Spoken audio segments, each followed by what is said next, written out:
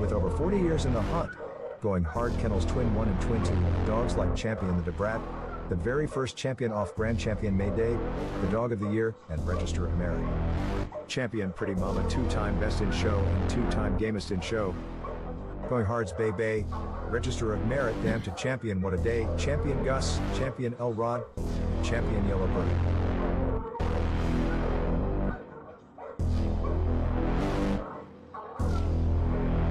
So pull up a seat, and let's talk dogs.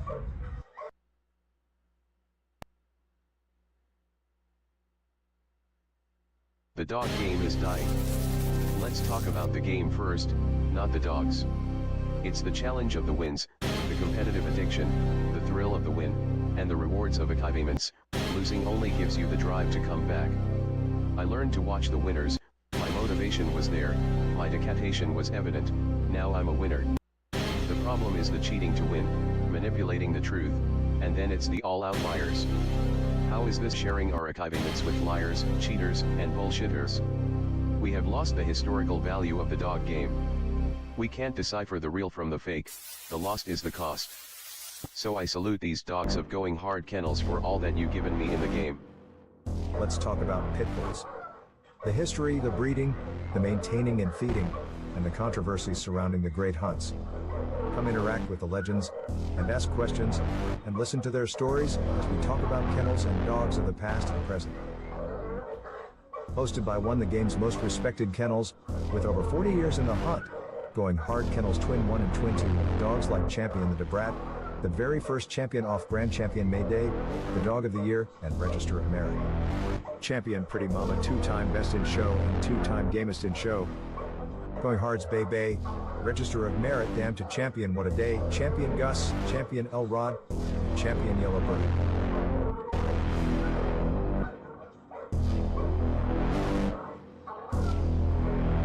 So pull up a seat, and let's talk dogs.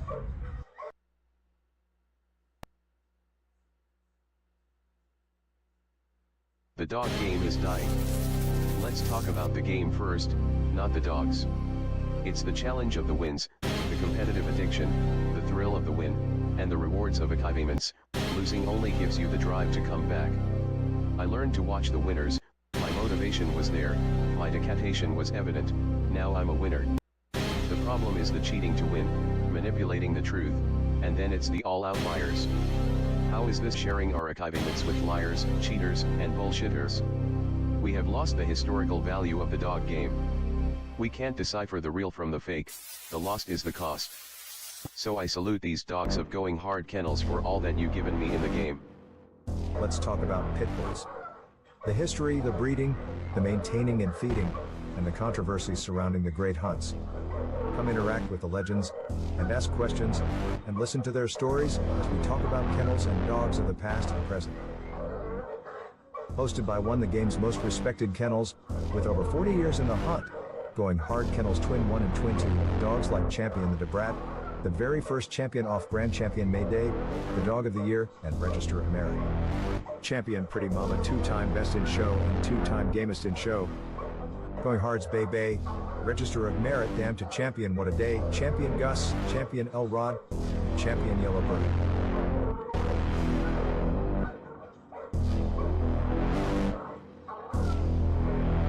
So pull up a seat, and let's talk dogs.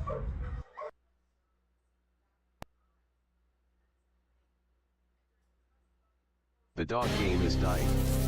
Let's talk about the game first, not the dogs.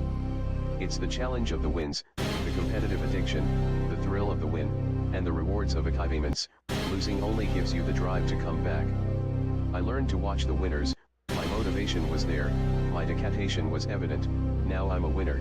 The problem is the cheating to win, manipulating the truth, and then it's the all-out liars. How is this sharing our achievements with liars, cheaters, and bullshitters? We have lost the historical value of the dog game.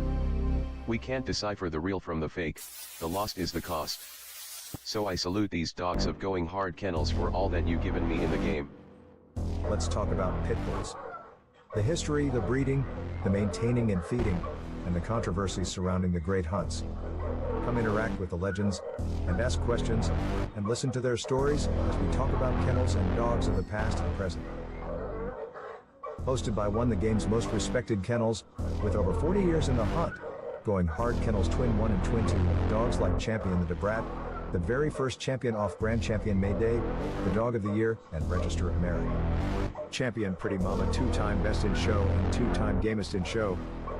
Going Hard's Bay Bay, Register of Merit, Damn to Champion What a Day, Champion Gus, Champion Elrod, Champion Yellowbird.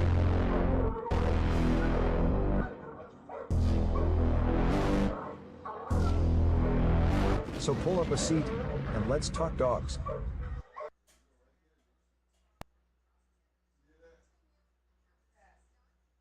The dog game is dying. Let's talk about the game first, not the dogs. It's the challenge of the wins, the competitive addiction, the thrill of the win, and the rewards of achievements. Losing only gives you the drive to come back. I learned to watch the winners, my motivation was there, my dedication was evident, now I'm a winner. The problem is the cheating to win, manipulating the truth, and then it's the all-out liars. How is this sharing our achievements with liars, cheaters, and bullshitters? We have lost the historical value of the dog game. We can't decipher the real from the fake, the lost is the cost. So I salute these dogs of going hard kennels for all that you've given me in the game. Let's talk about pit bulls. The history, the breeding, the maintaining and feeding, and the controversies surrounding the great hunts. Come interact with the legends, and ask questions, and listen to their stories as we talk about kennels and dogs of the past and present. Hosted by one of the game's most respected kennels, with over 40 years in the hunt, going hard Kennels Twin 1 and Twin 2, dogs like Champion the Debrat, the very first champion off Grand Champion May Day, the Dog of the Year, and Register of Merit. Champion Pretty Mama, 2-time Best in Show and 2-time Gamest in Show. Going Hard's Bay Bay, Register of Merit, Damn to Champion What a Day, Champion Gus, Champion Elrod, Champion Yellowbird.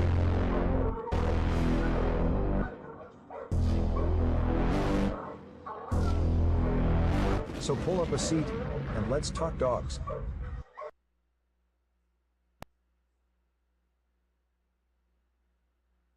The dog game is dying.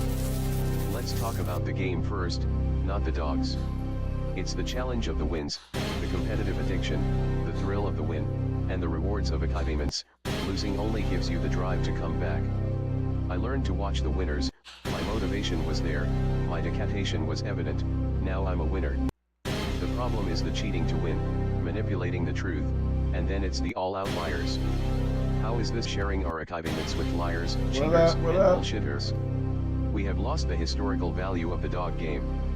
We can't decipher the real from the fake, the lost is the cost. Y'all know what time So it is. I salute these dogs of going hard kennels for all that you've given me Tuesday. in the game. Let's talk about pit bulls. The history, the breeding, the maintaining and feeding. What up, what up, what up, what up, what is up? Big shout out to everybody out there in the Shark Tank. Big shout out to all my people out there on the back street. Y'all don't forget to hit that like button. Back streets, y'all know what time it is. Roll them up, get them drinks together, sit back, relax, and enjoy the show. While I got y'all everybody's attention, go ahead and take that poll. You know these polls, it's not a right or wrong answer. It's just a way we test the waters to see how our viewers, our audience, you know, our way of measuring people's opinions. You know,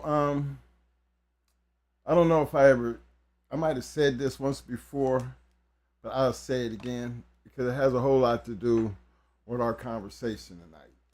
You know, when I talk about, it's all about the dogs. Because I guess being we own different types of dogs, we have different relationships with different type of people. You know, with our guard dogs, you know, we walk down the street and we get a different reaction from people when it comes to them. So our relationships with people just may be a little bit different with our customers that deal with our guard dogs. When they need our services, we have a different type of relationship with them. You know, it's kind of like how do you sell a guard dog to somebody? Do you get out there and do tricks with it? You know, do you show him how he bite on the sleeve? No, we don't go through none of that.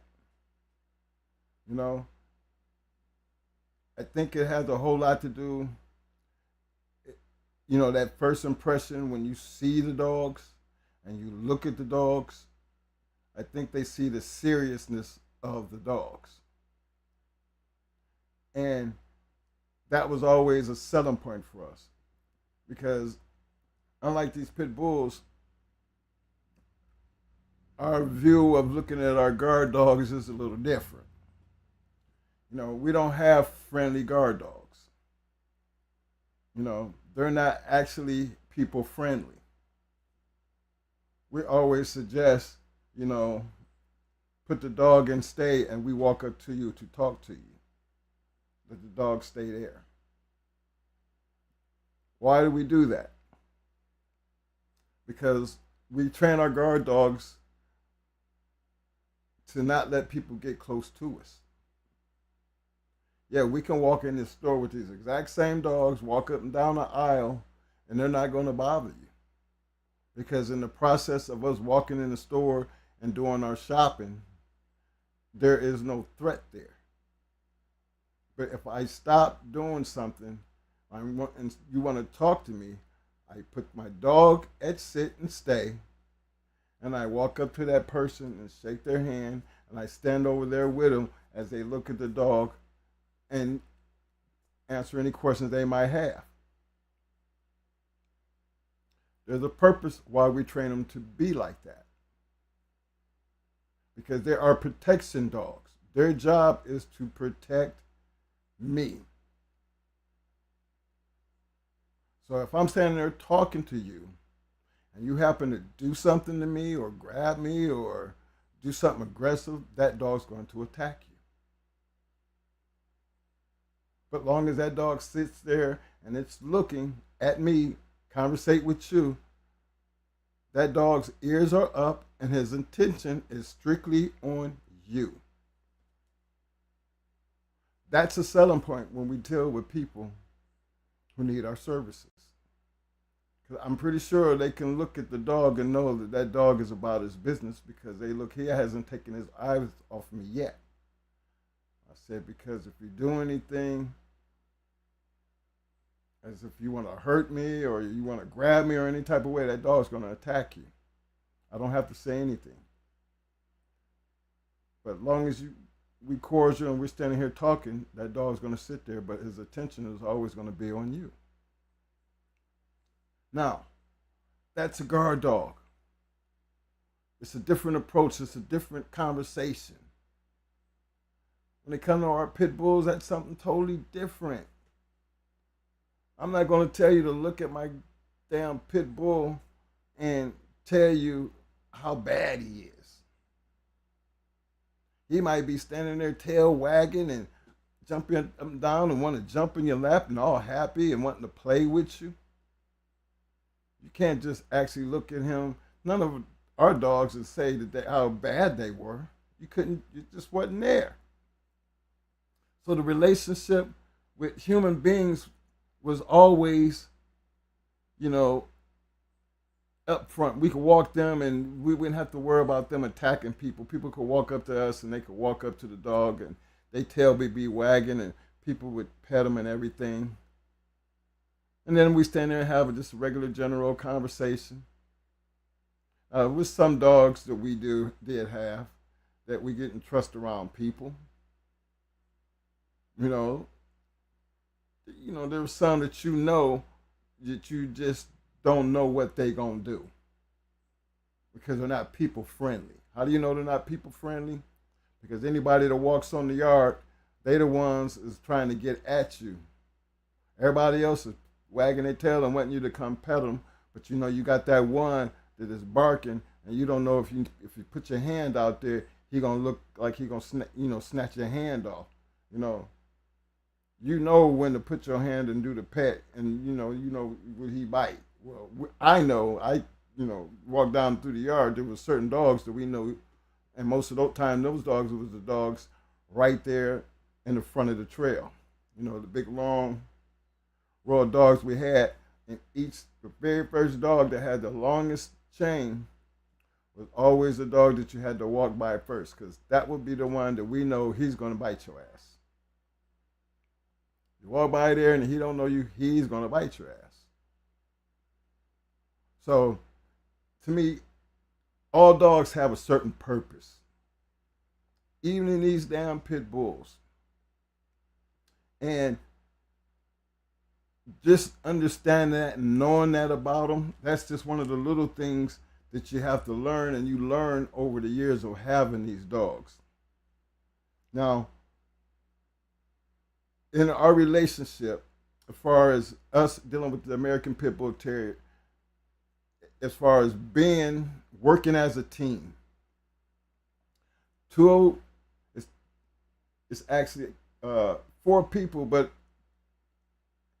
both of these people I'm finna tell you about, one was McNasty and Mr. T, 2 brothers.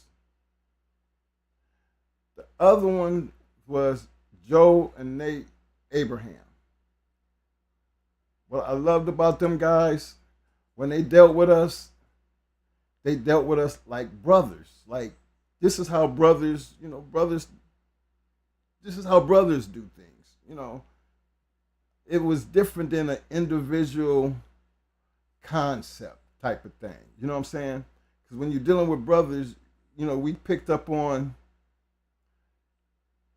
Joe and Nate's responsibility when it came to the dogs and their discussions and how they involved us in them discussions, and kind of made it like me. I got a little bit more closer to Nate than I was with Joe. And Joe and Mo was a little bit closer with the relationship, because when they talk to us, they talk to us as brothers, but they got into more detail about the responsibility of what they brought to the table as individuals. And surprisingly, the same thing happened with McNasty and Mr. T. Me and McNasty was a lot more cooler than I was with Mr. T. When Mr. T and Mo, they had a better relationship than I did have with Mr. T. But there was a reason why. McNasty was a dog. I mean, he talked shit. He was always the loud one. That was like who I was. Mr. T was more into the seriousness of the dog part. Even though McNasty, he knew his shit, but Mr. T was the more serious one when it came down to teaching and telling this shit and how to stay on point. And when you did something wrong, they were our mentors, but then they were, they was hard type too. You know what I'm saying? They wasn't like them kind that would just be chilling out, and see shit and don't say nothing. They would actually come and scold us like we grown ass men.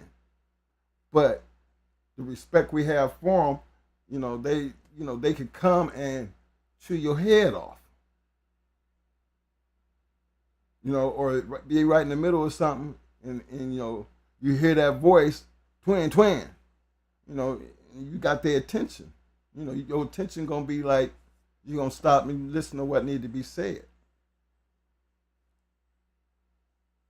Conversation and relationships is everything in this dog game. Everything. Because your growth and the love of the dog works hand in hand. And the reason I say that, because it's like when you bring your first child home. A man gonna be a little bit more timid of how he holding that baby of his for the very first time, compared to the way a woman would. See, a woman will watch you grab her child, your child, and hold it in your arm, and she say, keep it, get your arm up, keep the baby head up. You know, instead of the baby head hanging all off your arm, you know, keep the baby, get it in the, tell you how to hold the baby. You know what I'm saying? This is where our mentors were when it came to telling us how to do shit. You know, to me, both camps to me are famous in my book because they both had great dogs. I mean, unquestionable. They were just some damn good dog men. But the things that they shared, I think I seen an interview that Joe did, and I seen an interview that McNasty did. But it didn't really get a full impact of who they were as gentlemen and dog men. Because I could read their interviews in 15 minutes. But then in the room talking to them, I could talk for hours. See, I got a lot more doing it that way. By that little time that we had together, because most of the time when we did hook up, it was, all about the dogs any damn way. So just for them to take the time out and we had them conversations and be right there watching these great men at work, right there understanding or them explaining to you, like, pay attention to this, watch this, you know what I'm saying? And, I see something, and then when it's all said and done, ask my questions and get the full breakdown. I didn't want to be, Mo, he was always paid attention to detail. Mo was always looking for reading between the lines. Mo wasn't never afraid to ask that, what you would think that stupid question. Just to make sure. Because he always wanted it to be right. So when you're dealing with the dogs and the relationship, when it came to the dogs, we had a chance to have and build our idols off of two sets of brothers. Because the relationship that they had as a team was phenomenal. And these were brothers. So I'm pretty sure there was a lot more out there, but for us, they were the brothers where other camps that we might have dealt with, they was either, like best friends. They were, two friends, and this is their kennel. Brothers was a little bit different because it was a little bit more like who we were. Two brothers trying to find our way and see what we could get out of the success that these men had.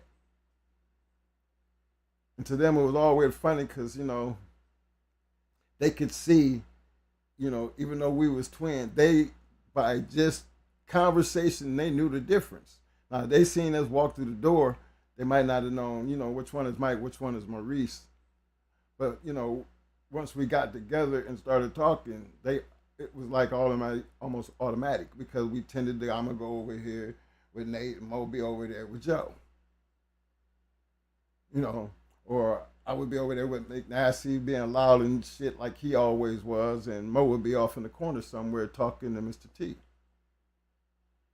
The reason I bring them kind of relationships up because relationships are important when it comes to the American Pit Bull Terrier, because that's where all your knowledge is going to come from, based off of information that you use, information that going to do you, make you a better person. Now, when it comes down to the dogs, if it don't be for the dogs, would I ever had a relationship with Joe and Nate Abraham? If it don't be for the dogs, would I have had any reason to be hanging out with McNasty and Mr. T? We probably would have never met them. But because of the dogs, and my love for the dogs and their love for the dogs, I had somebody that I admired, and I looked up to, and I wanted to be like them. You know, I wanted to have the connection that Joe and Nate had. See, when when I talk about Joe and Nate, you know, Joe's still living. I think, yeah, Nate died. I hate this feed. I mean, I feel what, you know, in my heart, how bad that would be to lose somebody that I knew, they knew, you know, they could have damn it been twins. I mean, because they did everything together when it came to the dogs. So to me, that kind of loss is something I don't look forward to. To be here and not have my brother with me. So that's something I carry dear to, you know, close to my heart every time I talk about him and every time I think about him, because of the time I spent with him and the loss it was, not just to that brother, but to just me in the community. Same thing about McNasty and Mr. T. Just the loss of your brother, you know, I don't know how that changes them as a person, because it's something that I wouldn't find myself trying to talk about with them, because I can just imagine. I mean, sorry for your loss, and that's as far as it would go, because to sit there and say I know how you feel would just be an insult. Because I knew him like that. It would be an insult. I have no idea how you feel. But I know that's one feeling I'm not ready to deal with, because I understood the relationship. Because I have a relationship. But it was because of the dogs that we got together and be able to create that kind of bond that when tragedy like that strikes, you don't have to be there, but your heart goes out to them.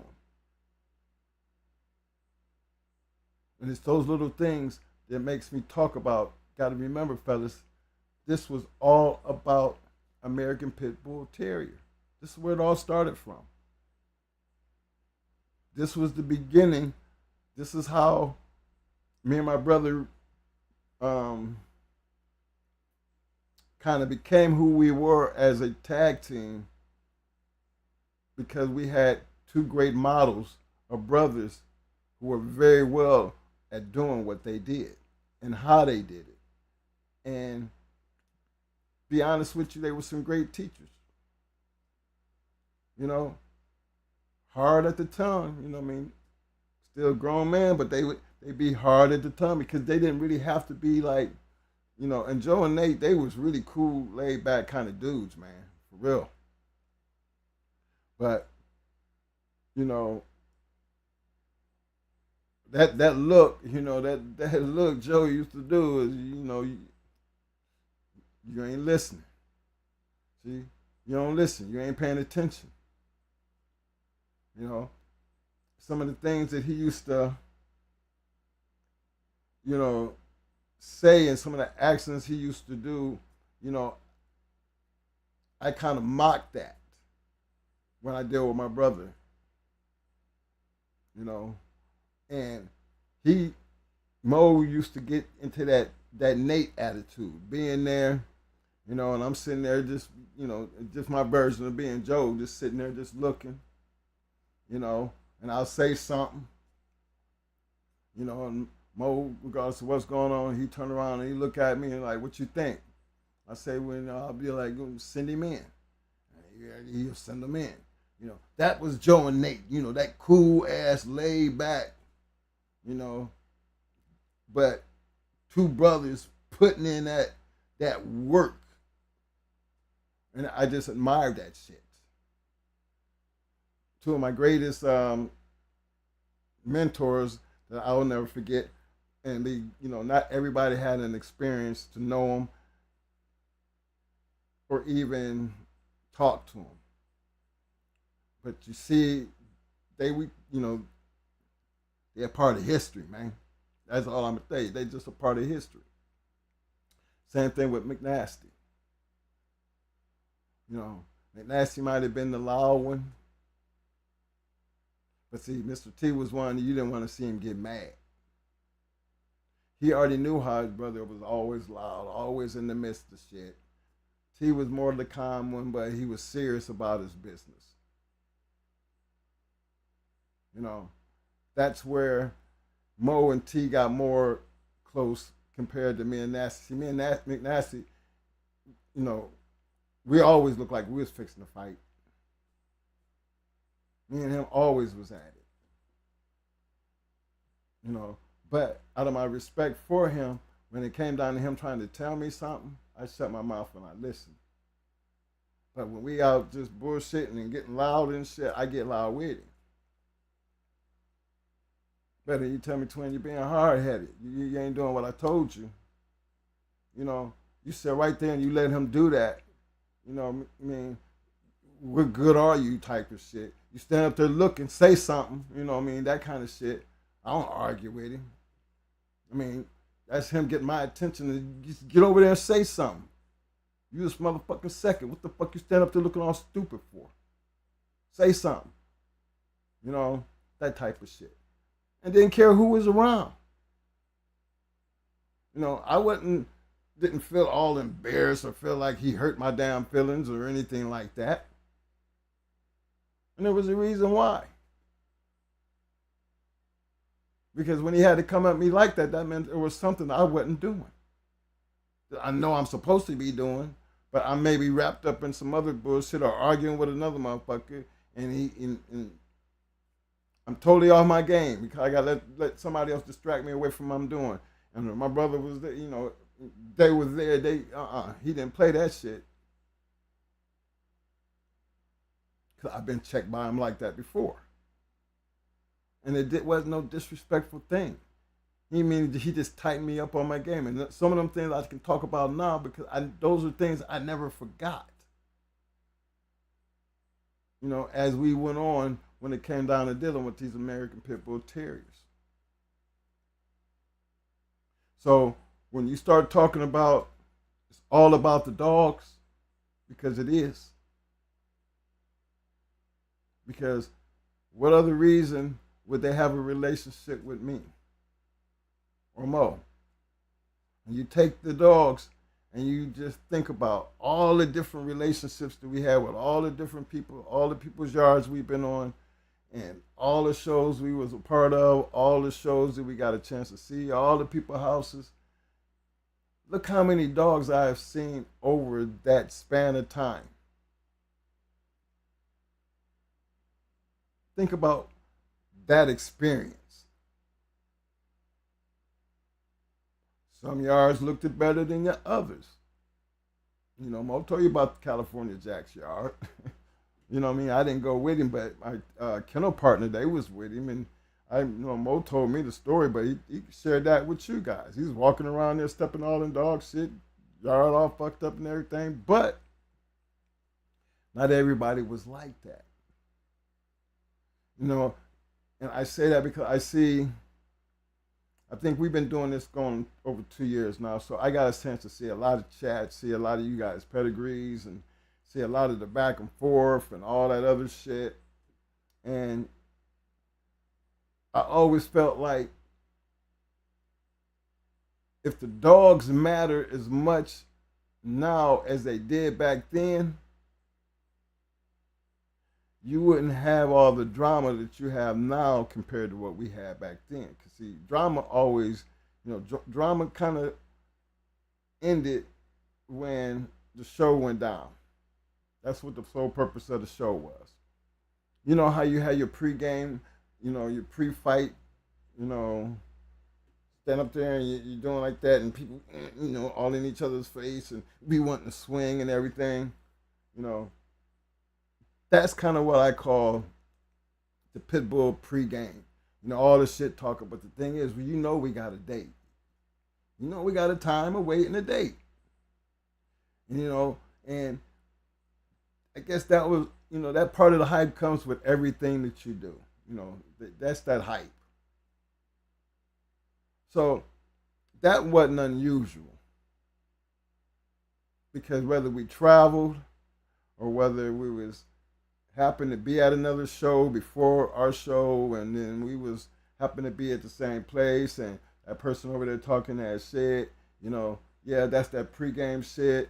Everybody know about it, and you're hyping everybody up. Everybody can't wait to see what's gonna go down. That's that pregame matchup and everything, and yeah, that was just a part of the game. Never really seen it ever. Shout matches, yeah. Yeah, we'll see on that date, that kind of shit. Yeah, I guess that's all. Y'all see that now. UFC, boxing, female boxing, anything that you're going to have that pre-game matchup or do matchups, you're going to have all the shit talking. To me, that just helped promote whatever the fuck was going on. By the time the shit went down, the goddamn house was on full.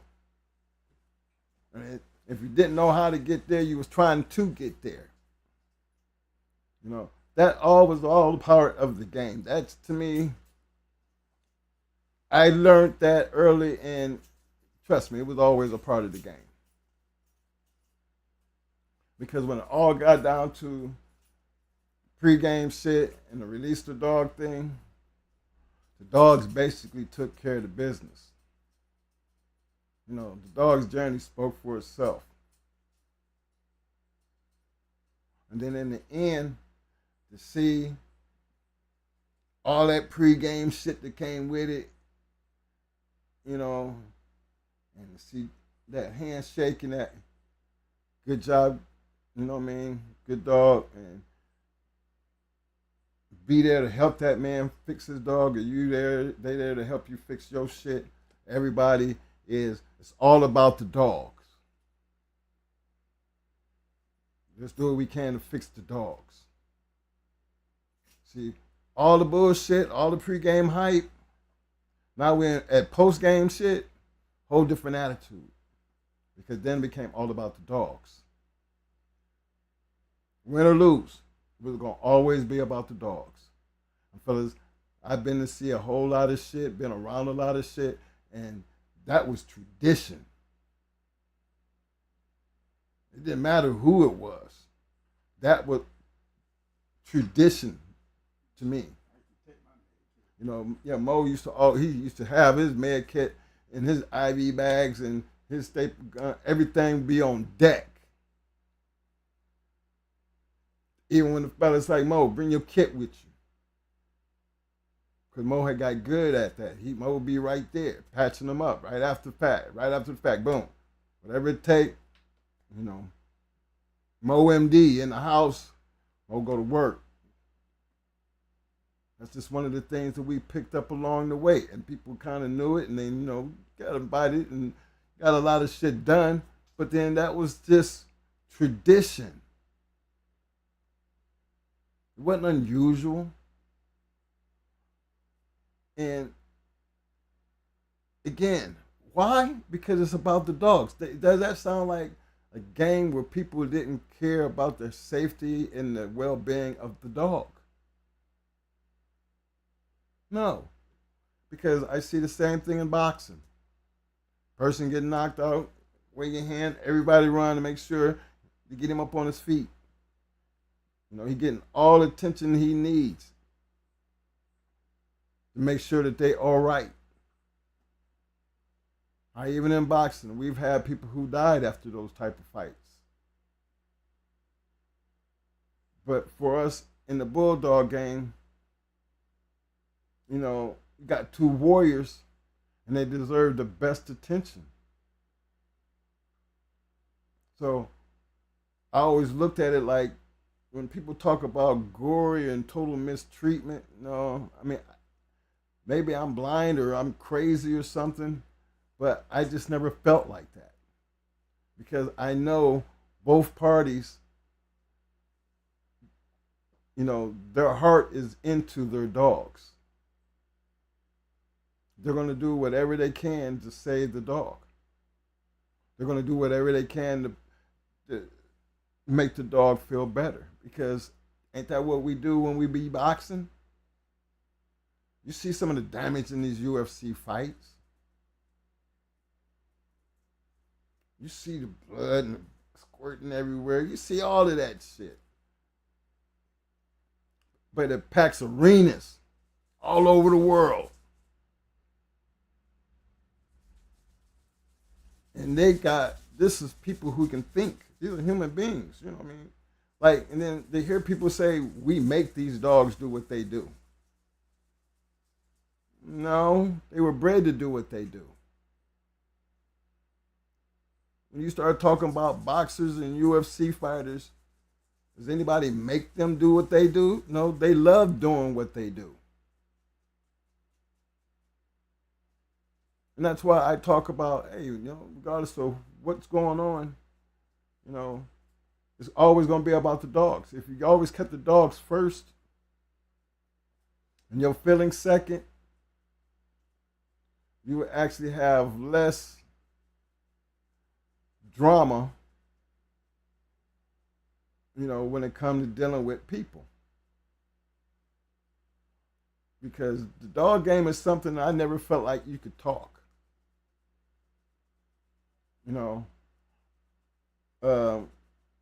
I've been a part of a lot of conversations.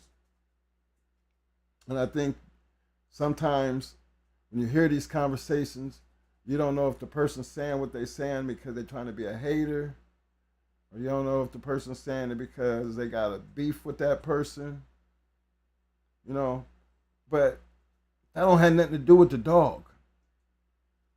Because the dog can't read, the dog ain't understanding your conversation. So there's no reason to look at the dog as if this dog was the damn problem. People make the dog the problem to me. People make the dog the problem for me. Now, we all know Maurice Carver would lie when it came down to paperwork. But we can't throw Maurice Carver under the bus when so many people back then did it. And to me, I don't know if it was justifiable or not. But one thing throughout the whole fake paper shit, I don't never remember ever hearing that Maurice Carver was creating fake champions. I don't never remember David Tant creating fake champions. I don't remember Ed Crenshaw creating fake champions. I don't remember the Abrahams creating fake champions. I don't remember McNasty and them creating fake champions. Remember this fake champion shit? I ain't never remember them people doing that because they were them real bulldoggers that didn't have to do that. It was all about the dogs. They dogs.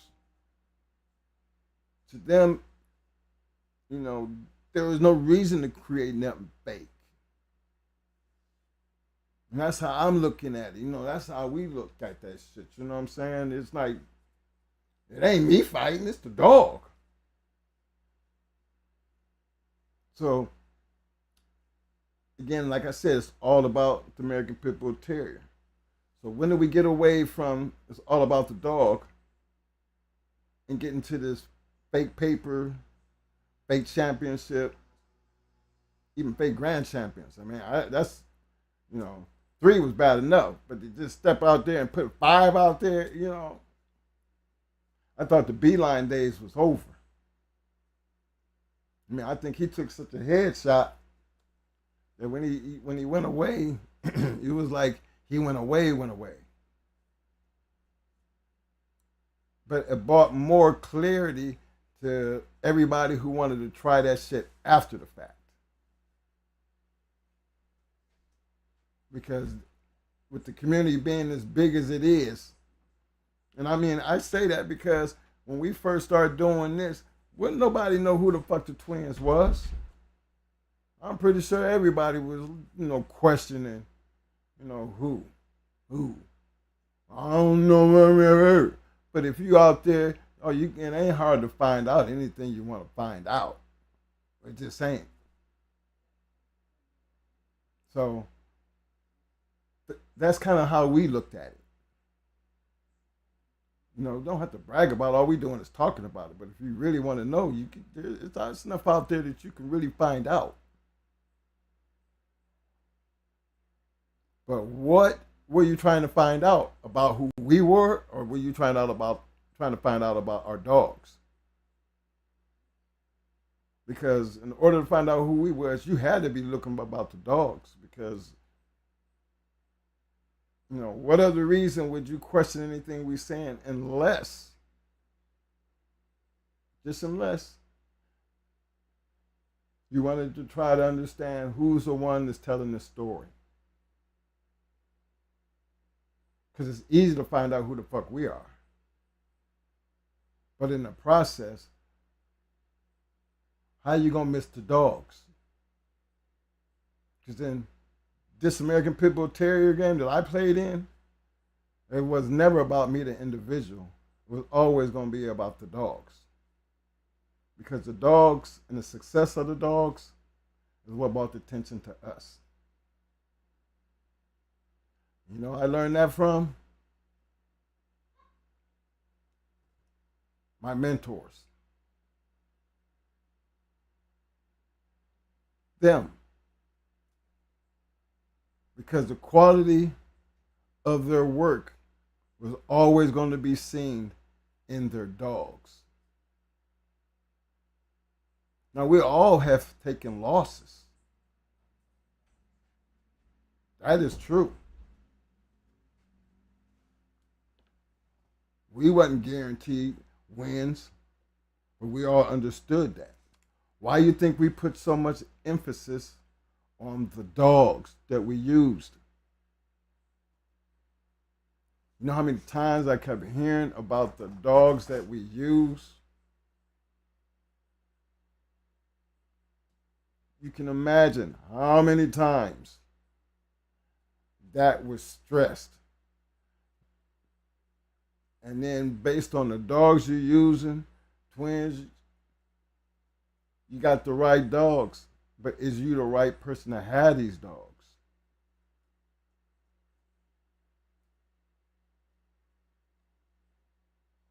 Them two things worked hand in hand. How do I know? Because I had the right people trying to tell us that. Let's get you right, and then you'll understand the difference in why we tell you. The dog is going to be only as good as the person who got the dog. Twin, you got good dogs. Remember, first thing we ever heard, twins, y'all got good dogs. Y'all just don't know what the fuck to do with them. Big shout out to my man, Ohio Cash. First motherfucker that actually stepped up. Twin, what is you doing? You know what I'm saying? See, them stories we tell you. Pope, look at the papers. Yeah, they got some damn good dogs. You know, we dealing with Pope, so you know we rolling dogs. We finna see just how good these dogs is. Y'all come up in here. Y'all got them from where? Well, shit, go on, go get whoever you want to get, and let's see. That's Pope. We gonna get around real quick. You gonna know, yeah, twins back in town. Yeah, they got some badass dogs. Well, let's see, yeah. But guess what? Twin didn't know what to do with them dogs. They fixed that shit quick. Remember, it's still all about the dogs. It ain't about my personal feelings toward a person, whether I like you or not. When it came back to the dogs always spoke for itself. But I get down into the personal thing because, again, the show is talking about, it's always going to be about the dogs for us. The love of the game. The love of the game consisted of the dogs. The raising, maintaining, keeping, you know what I'm saying, owning an American Pit Bull Terrier. Not just any American Pit Bull Terrier. A game American Pit Bull Terrier.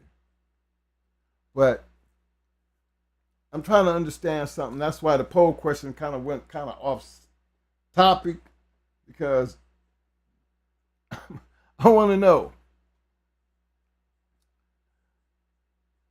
just in y'all's opinion, that's what the question is started out. In your opinion, if there was controversy surrounding a breeder, would you buy a dog or a puppy from them? Now, I haven't looked at the numbers yet,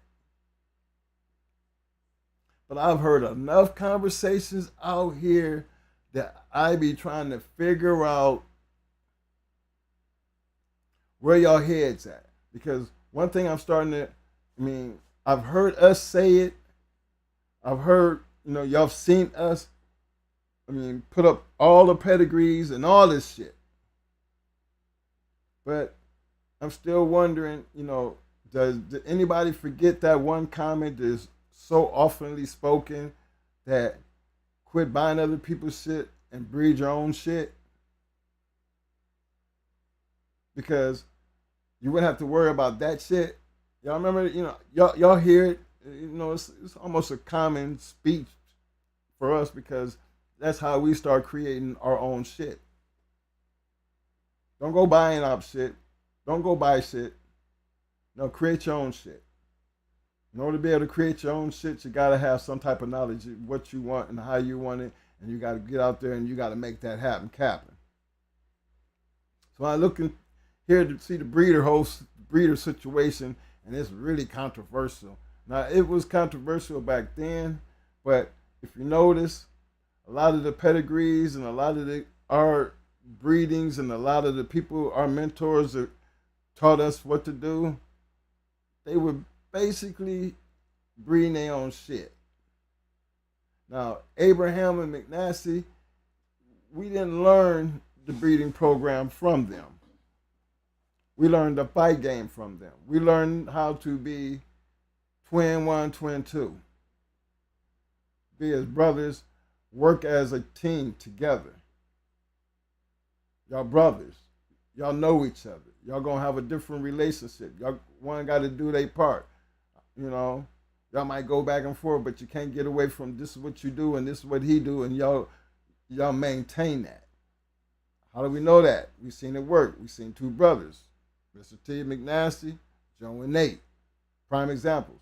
Always tell you, them were our idols. That's where we built our relationship, how we was gonna handle the dog game as brothers.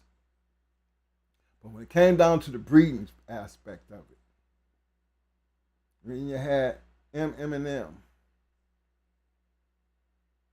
Mau Mau,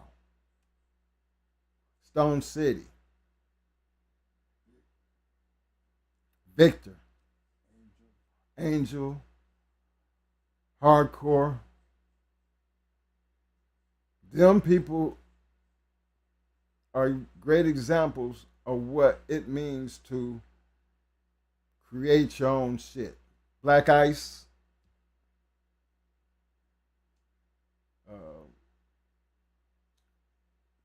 even got to say James Pope,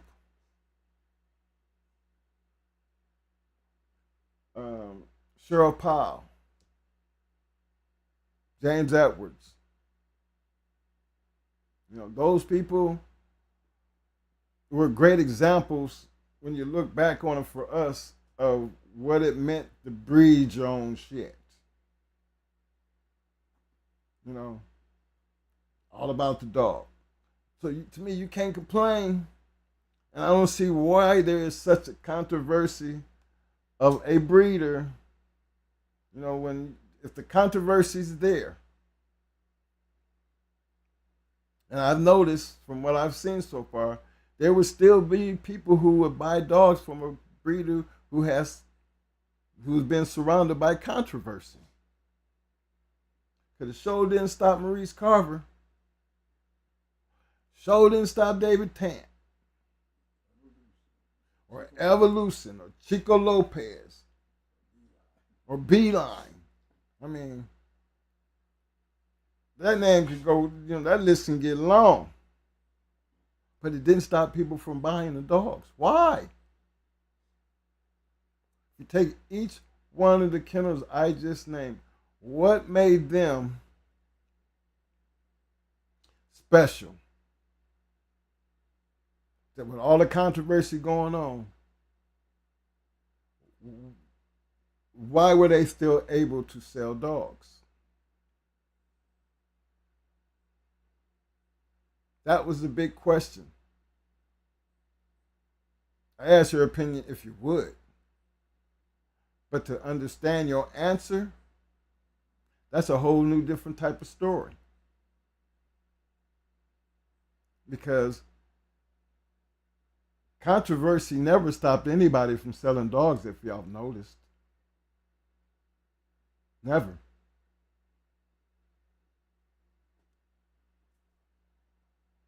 Have you noticed that? Controversy never stopped these people from selling dogs. So, how much weight do we put on the controversy when it comes to breeding dogs? It's like that poll. It did not go 100% yay or nay. It did not. And that's the way the dog game has been done as long as we have been in it. Controversy never stopped the selling of dogs.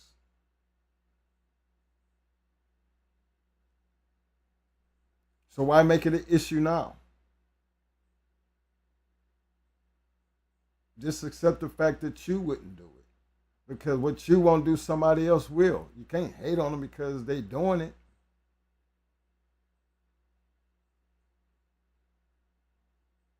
Because all it does is bring more problems. Yeah, I choose not to. I choose to just go ahead and keep doing what we was doing. What happened to that direction? There's nobody out there sticking to that direction of why would it matter if you was breeding your own shit?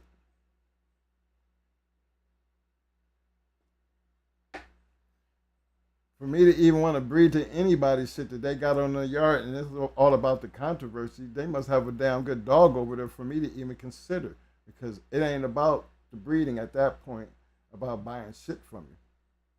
I just know you got that male on the yard, I'm bringing this female over, and we're going to get that off. Because whatever the controversy is, I'm fixing to eliminate all that because I'm going to be standing there looking at the dog, making sure it gets stuck, making sure we get enough of these breedings in for these next couple days, and then I'm going to be out of there. I ain't sending shit nowhere. I'm going to see for myself. That's how we used to do it. Now, I'm not saying everybody did that, but I'm just saying the majority of people, that's what they did. And I don't remember too many of us back in our time period that was using transporters. And at one time we did use a transporter. Motherfucker that was supposed to get brat did not get the brat. And that was a very, very, bad mistake for somebody. So this game has left a trail of like breadcrumbs, breadcrumbs, you know what I mean? Like Johnny Appleseed dropping out. There's always going to be a trail of bullshit to follow. But it's always going to be lead back to the individual who has to make that final decision, just like that poll. That poll was strictly meant. There's some people who will do what you won't do. Does that make them a good or a bad? Does that make that right or wrong? No, that just makes it your preference. You're entitled to have your preference while you do business with the people you do business with, regardless of what the controversy is surrounding it. You have to make that decision. So as long as you're making that decision, you should be willing to accept the responsibility that comes with you and your decision making. It's not for you to hate on the next man or talk shit about somebody else. You wouldn't buy dogs for someone else. I bet you it ain't shit. That motherfucker might be the shit. But I think when people buy dogs from people like that, and the dog turned out to be shitty, or the dog turned out to be, far beneath of what you thought it was supposed to be, why don't you just go ahead and tell people that was a bunch of just shit and just be honest about it? You knew it was controversy behind the shit, but you chose to do it. But don't argue for a person like that. Don't fight for a person that you know because your pride won't let you be honest. Be honest about the shit. The shit was garbage. Yeah, they got me. It's okay. You don't lose no, stars behind those types of moves based on decisions you make. You just know better. And moving forward, you'll just be one of them to say, this is what I did, and it didn't turn out well. I would just, I ain't telling you what to do. I'm just telling you what happened with me. And put that decision back on that guy to make you either do or you don't, but it ain't like you don't know. I see it so much on Facebook, man. It's almost like, wow.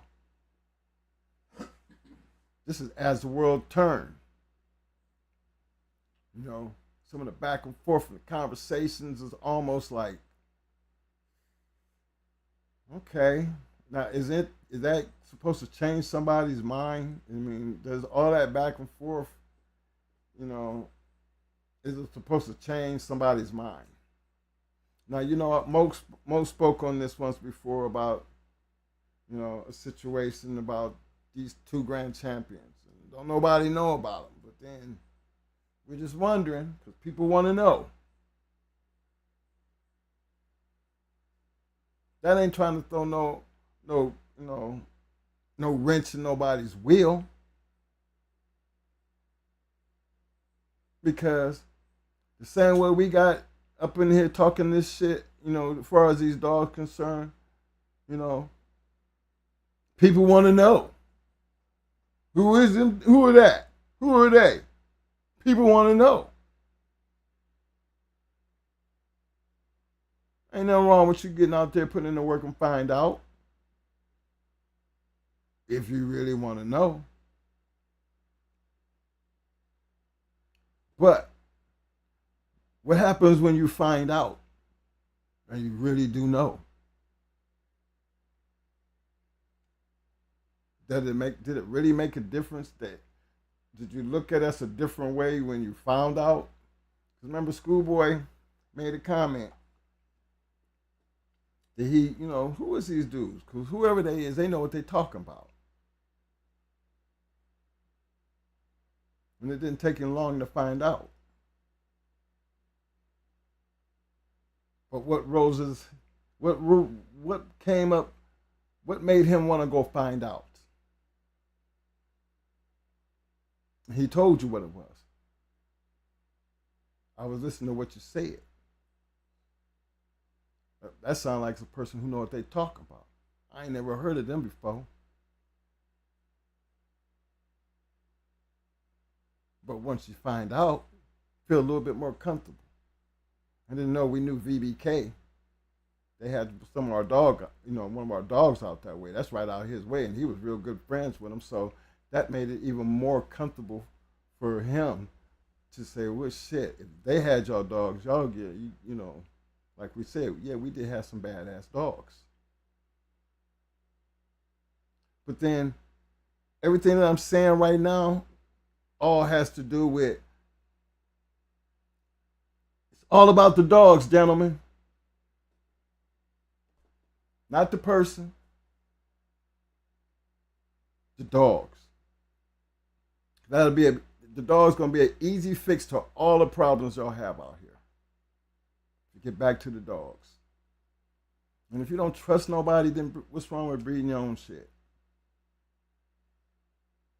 And I just put that out there because we always have a conversations about what's wrong, but nobody wants to have the conversation about how to fix it. It's easy to talk about what's wrong, but it seems to be so hard to find out how to fix it.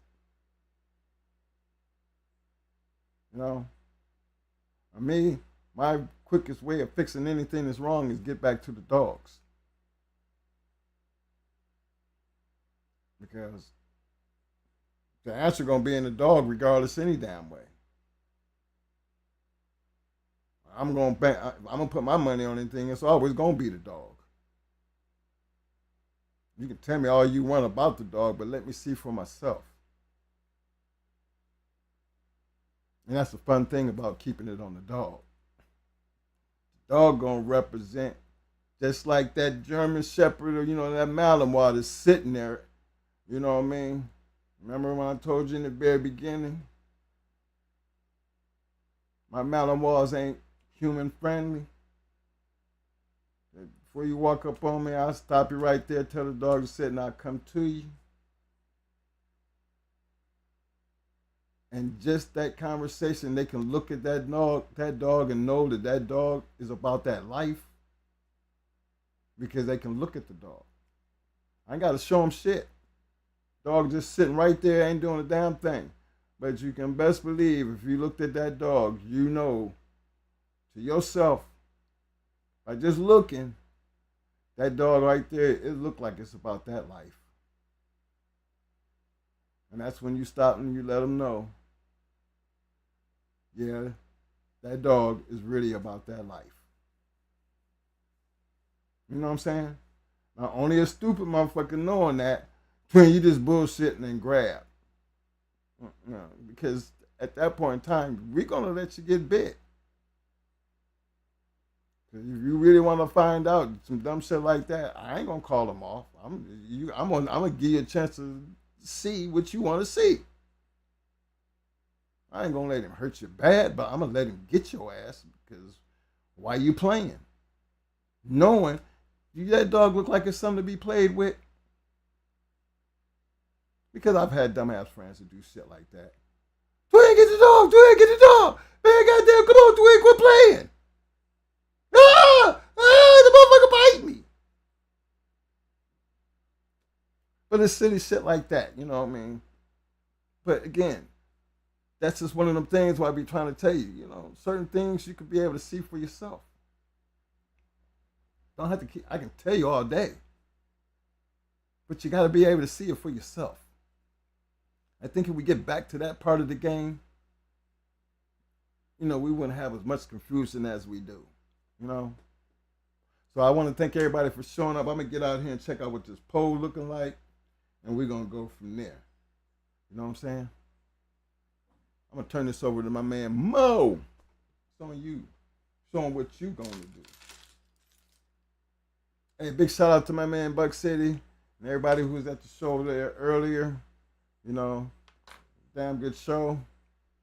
Look forward to having more, productive conversation like that. So again, thanks to everybody for showing up.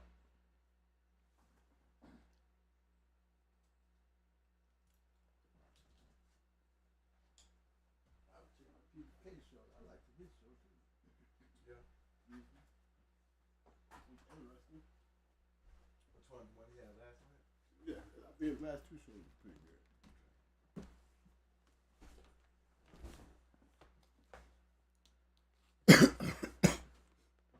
What up, everybody? What's up?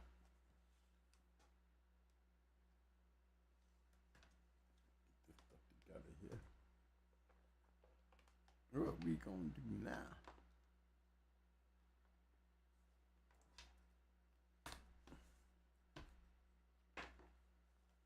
What's the poll, Mike?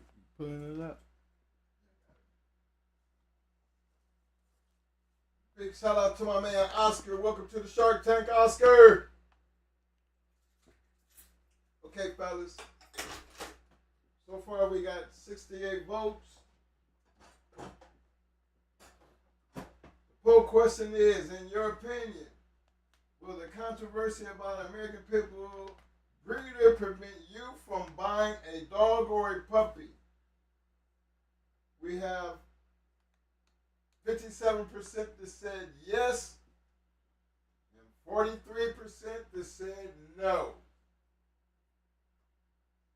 Appreciate everybody who's taking the poll up to this point. Good looking out.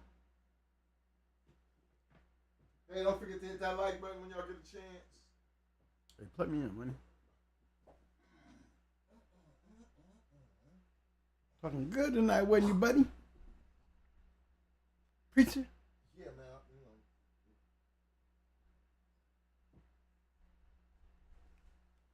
I keep trying to do that Moses thing. people go. Let my people go. The minute they get out in the desert, they're going to get right out there and do like the damn Moses. They're going to all be fucking up. Yeah, man. Yeah, they got out there. Moses put them out there and they turned on Moses. Moses was gone too long. He was gone too long hanging out there with the Lord. He was hanging out there too long. Came back, everybody tripping. Everybody. Behind every credit builder.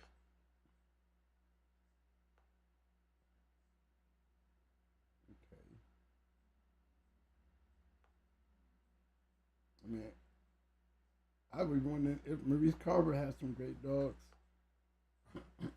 You know, with the great dogs that he had, you know, the question would be if most of the people knew what he was doing, probably didn't care once they got the dog because shit. If the dog spoke for itself, then we just gonna run with that. Like Buck. You know, we still don't know the true story of Buck, but you know, the controversy came up. But what if Buck was a one-time loser and he quit? Would that even be an issue? I want to give a big shout out to my man Courtney Edwards. Appreciate the comments, Courtney. I'm going to just read them out here for you. Courtney said,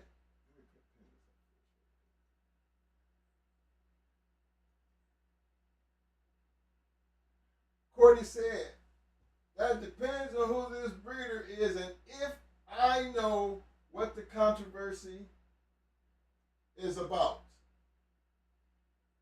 Because some shit don't matter when it comes to the dogs. Can I trust you to sell me a good puppy or not? Can I trust you to sell me a good puppy or a defective one? Then he comes back and he says, if you are selling defective puppies, this show is for you. Appreciate the comment, Courtney. He said, you selling defective puppies, this show is for you. Dang. Well, he got a point. Because, really, that's what it's all about.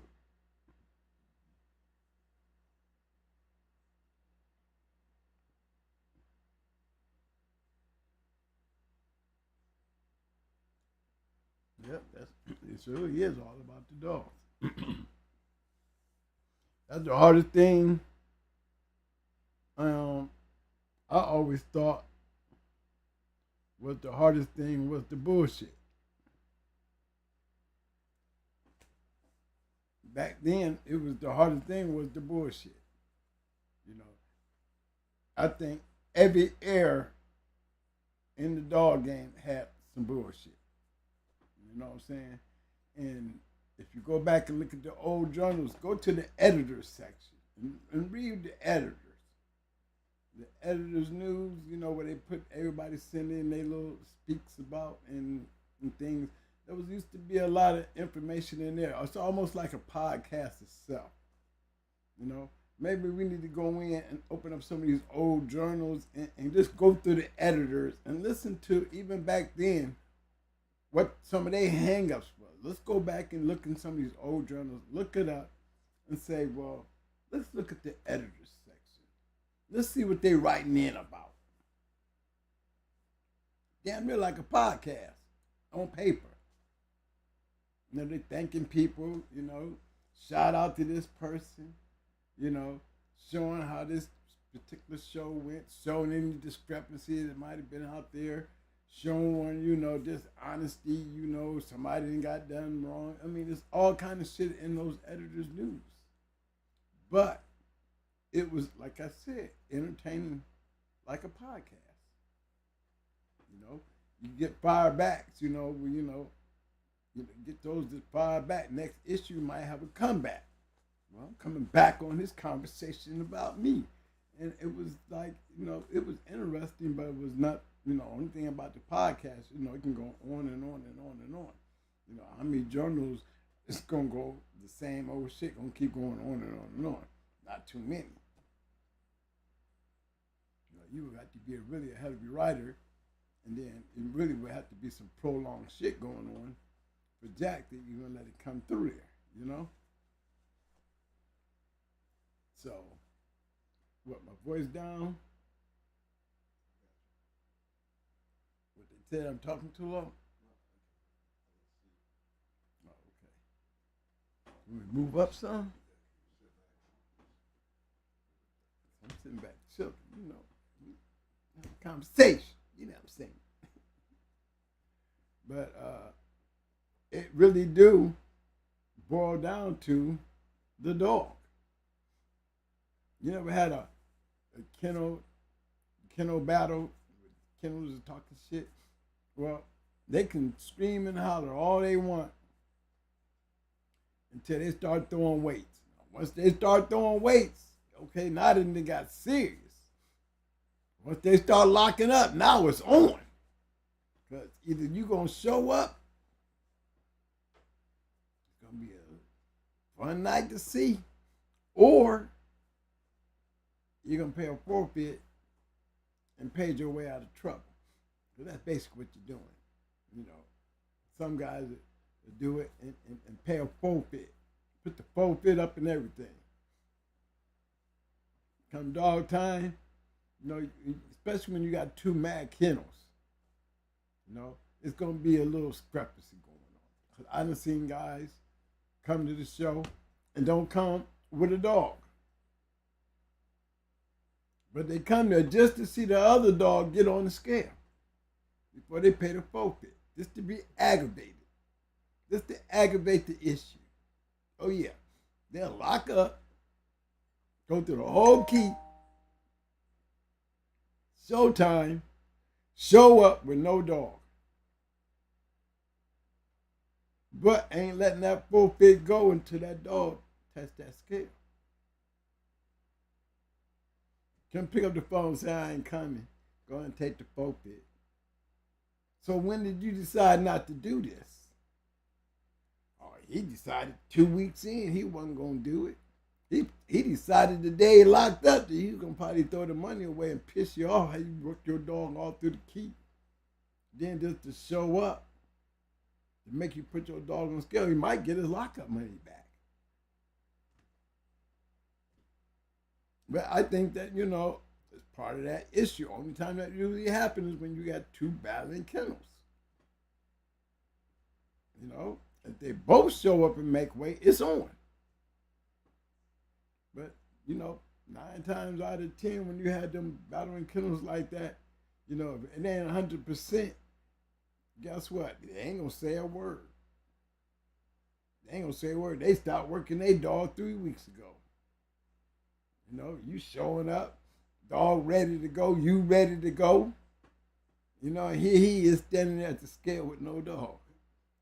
You know, and you got to get on the scale to get the lockup money. That's the bottom line, because that's one of the important things that is part of the rules. He don't have to come with a dog if he's prepared, but he has every right to be there to make sure that you make weight based on that's what the lockup was for. He's paying the forfeit because he doesn't have a dog. Should that man have to get on the scale to get the money? Yes, he has to get on the scale.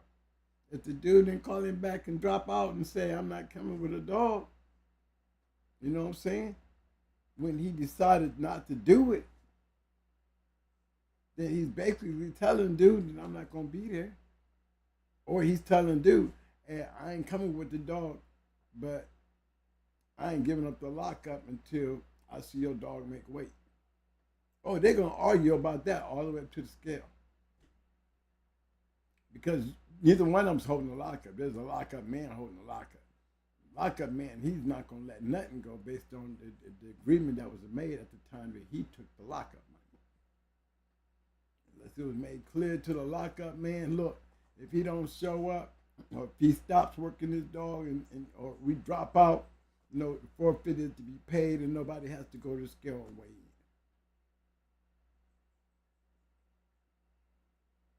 Or all lockup is given at the scale. See, when you say all lockup is given at the scale, I don't have to say nothing. I just sit there and don't do my dog and wait. Show up the night of it without the dog. I ain't coming tonight. Dog got sick. Whatever the case, I'm here. I'm here to see their dog make weight and forfeit the match. But that's only when you got aggravating kennels going at each other. You know, gentleman type shit. You know, we pick up the phone. You know, hopefully, you know, it's earlier than later that, you know, one, you know, just can't make it for whatever reason, you know, that we can stop working our dog. Don't make me work this other 4 or 5 weeks just to make weight, knowing that I'm not going to be doing nothing. Because he's already telling me he's not bringing a dog. You know, gentlemanly, you know, you pay the forfeit and it's over right there. Angrily, you know, you're going to have to bring that dog in shape or at least make the weight. You know, and if you're trying to be dirty, you ain't going to say nothing to nobody until the day of. Then just show up with no dog. See, these are the things that you run into out there. And does it cause controversy? Not really controversy, but it throws a wrench in there where you're looking at the kennel that didn't come with the dog and ask yourself, is he like that or is he just like that with them? Because he don't get along with them. But is he like that? You know? Best way to handle them type is put a heavy lockup up. You do it one thing and You do it to me, goddammit. You won't do it again, because next time we're going to be locking up a lot more than what you're going to be wanting to give away. Okay? I'm going to make sure you ain't going to just give this away. You know, lock up what you pay. You know, and another thing, for guys who pay people to condition their dogs. Don't you know that is an expense that has to be gambled on? Most people don't understand that. You know, back then, if somebody gave me a dog to put in shape for them, you know, that's part of, you know, it might be $1,500 to $2,500. Thing was, he got to bet that same $2,500 that he spent to pay me to put the dog in shape. He got to bet that to get that back. So that's automatic part of it. Got to be. You see what I'm saying? Understand that. Paid me to condition the dog. That's $25, $15, whatever the cost was. He's already put money in the pot. You got $1,500 already invested. What's the total shortfall? $5. Well, you got to take 15 off of that, or you got to add another 15 to that 5. So you already got really $3,000 locked up on the 50 because you spent 15. So you trying to make some money off of what you spent over here. So that's automatically part of the bet. You ain't betting 35. If you say I'm betting 35, but I'm already going to put 15 in, so I got to put another 15 in to this 35 to make it 5. So you really betting 35 on the match itself. The other 15 that you put up to make that thing a 5 is trying to get your money back off that keep. So most of the time, guys is putting up the 5. You know, they expecting to get the whole 10. You know what I'm saying? But they're really only making 7. Because 15, you invested. You just got that back. So look at it that way too. So who wants to pay somebody and then get to showtime, you ain't got a dog? You You see what I'm saying? All you did is got your money back that you invested. Whatever the locker was, maybe it was only 15. For 5, it's usually 1,000. So just imagine, I'm coming here to weigh in and paid him 15, and I'm at the scale, getting ready to get a forfeit because he ain't got his dog. But I gotta get on the scale. I'm paying the forfeit. What did the man get out of the deal? The only person made money was the keep man. He's the only guy that made money. The other guy, hopefully, he probably lost money if he only put up $1,000, paid 15 for the keep, had 1,000 locked up. He already in 2,500. Showtime come, dude don't show up. We make weight. We only got 1,000 back, so we lost $500. The man lost $500. You know, that was another part of the game, you know, that you don't hear many guys speak about, but it was more common than you would think, those type of situations. You know, when you're conditioning your own, it's not really that to worry about. It's you risking your time and energy and the supplements that you put in. So me, I'm always thinking, if I'm gonna lock up, I don't care if it's 5,000, 10, whatever it is. I'm letting you know it's gonna be a $2,500 lockup. Cause you ain't gonna walk away from $2,500 that easy. I don't care if the match is for 5,000, it's gonna be 25. You know, back at that point, you know, it was very seldom that we was able to have what they call, you know, $2,500 matches, $2,000 matches. You know, the more it got deeper into the 90s, those numbers disappeared. They weren't having no $1,000 matches no more. They weren't having no $2,000 matches no more. They weren't having $3,000 matches no more. Matches started ranging anywhere between 35 and up. And we're not going to discuss the gamble part of it because the gamble part of it brings everybody's money in. When you say in gamble, that brings everybody's money in. That means anybody who wants to get into the pot, you got your record keeper there. Does anybody want to get in the pot? Is their money safe in the pot and it's better than in the pot than outside the box? Outside the box, people lose, they disappear. People try to sneak out. People make fake bets, and when they see they losing, they gone. As long as they winning, they standing right there. So when they start seeing, just start looking bad, where he go? He done slipped through the woods somewhere trying to get out of that bet. Can't go too far because people know people. And people gonna know who that was, especially if you know, if you did it one time, you know, it wouldn't be wise to show up in another match because you never know the person you got. You won't be there because you still got a bill. And that's where you try to make clear to guys when you having your shows, ain't no debt collecting going on up in this show tonight. So we ain't gonna discuss nobody coming up in here with no debt. You got a debt up in here with somebody, you don't need to be here because we are not going to be arguing about the debt at my show.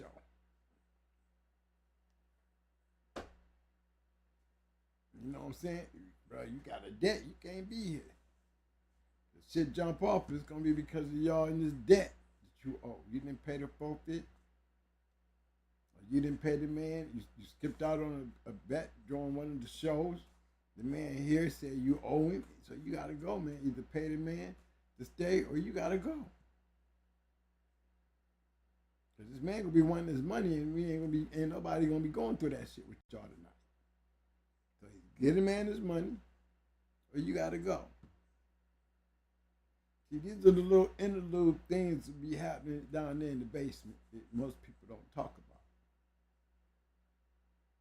Because it's not always not smooth as cream. You know, rules being set and discussing rules. You know what I'm saying?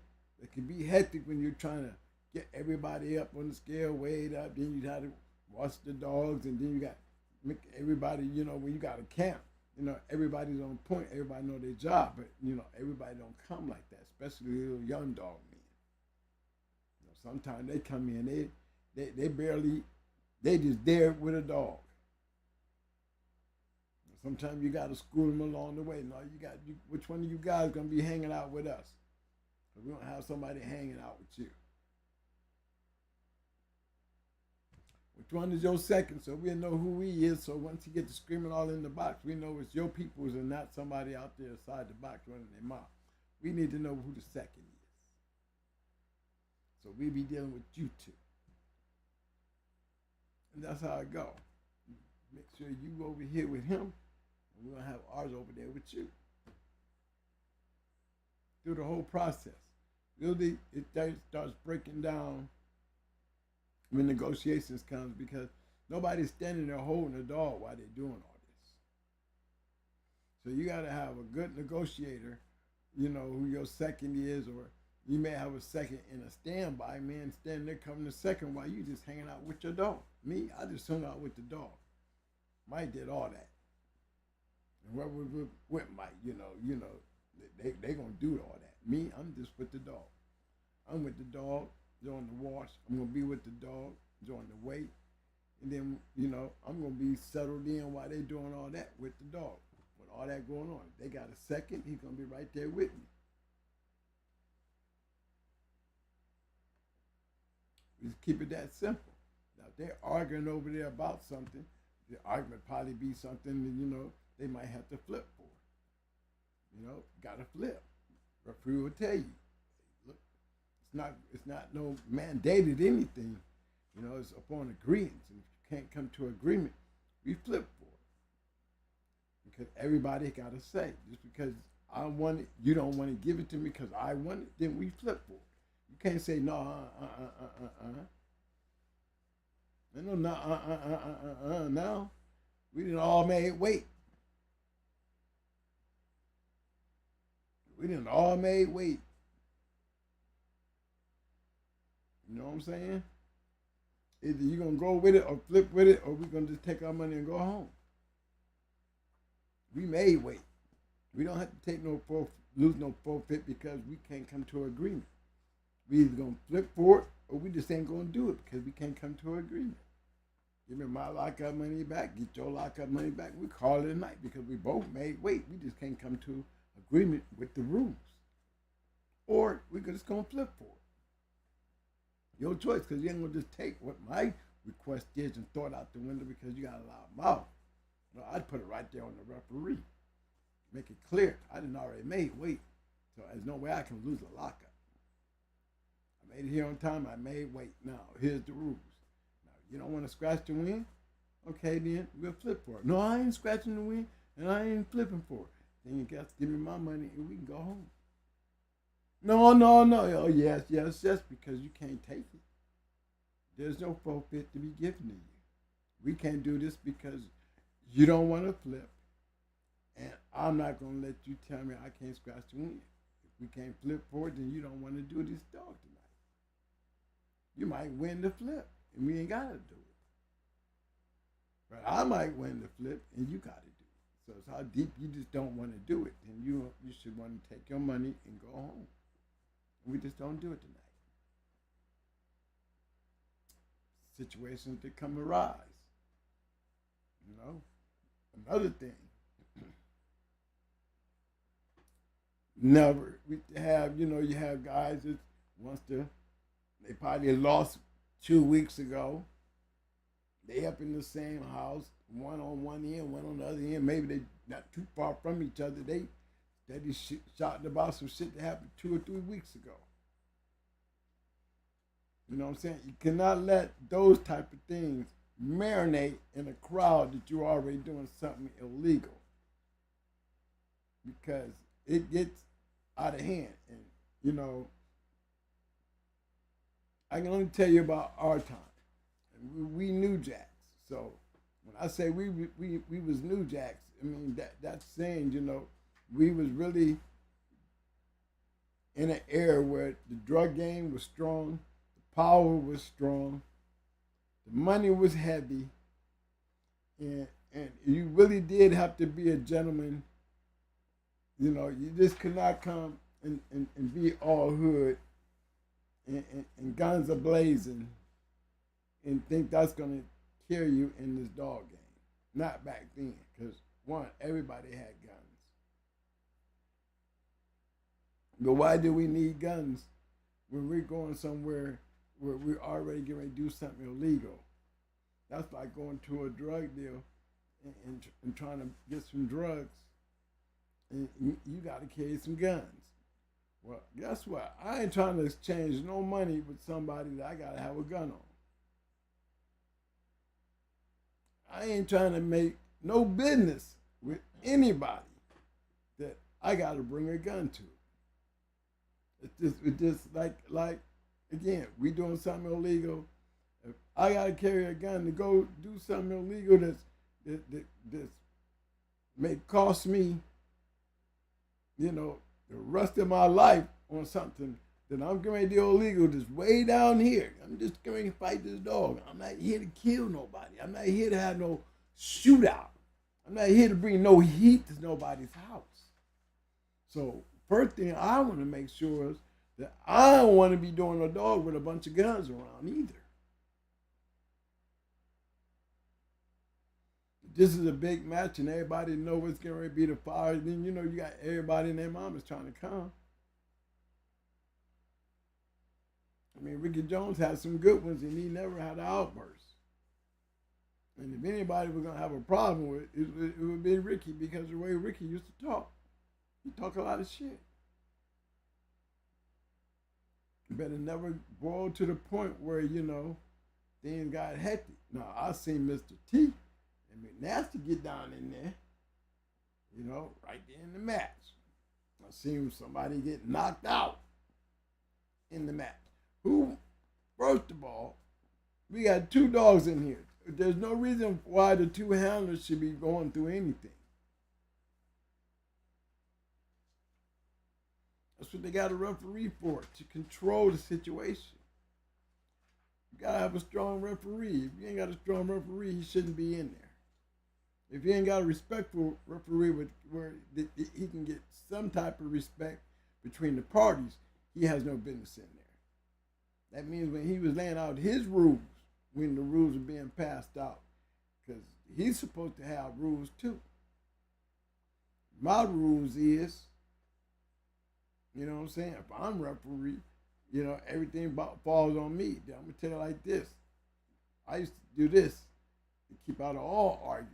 One, I don't call no fouls. I don't call no turn. All I do is acknowledge it. If you tell me something, if I see it, I'm going to acknowledge it. That's it.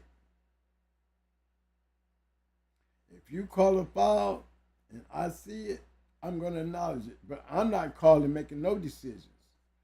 See, I didn't make those decisions, and I made that clear during the rules. If this man calls a foul, and it is a foul, he's going to have a choice to either give you the warning and let it go to continue, or he can call the match on a foul. It won't be me. All I'm going to do is say, hey, foul's been acknowledged. It's up to you what you want to do.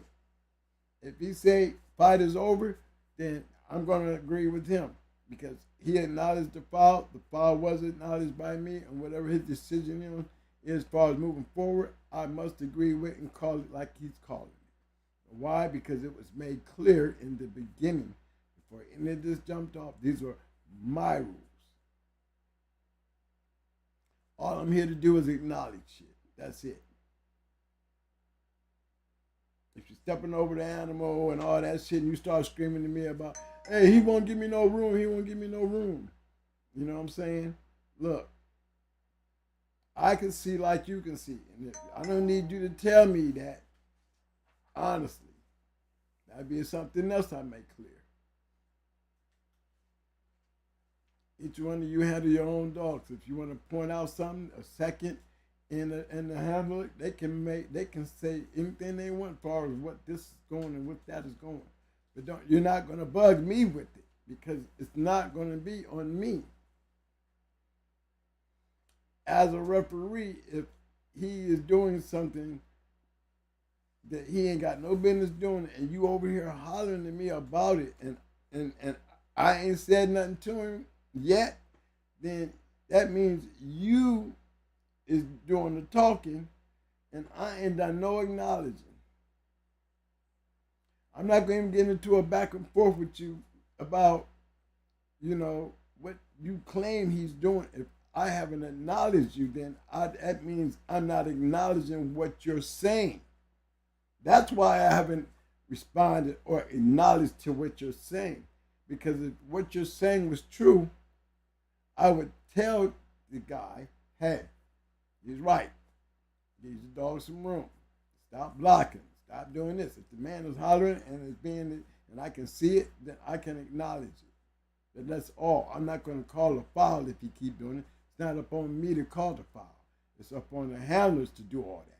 All I'm going to do is acknowledge it. Now, if you keep on doing it, now I'll give you the warning.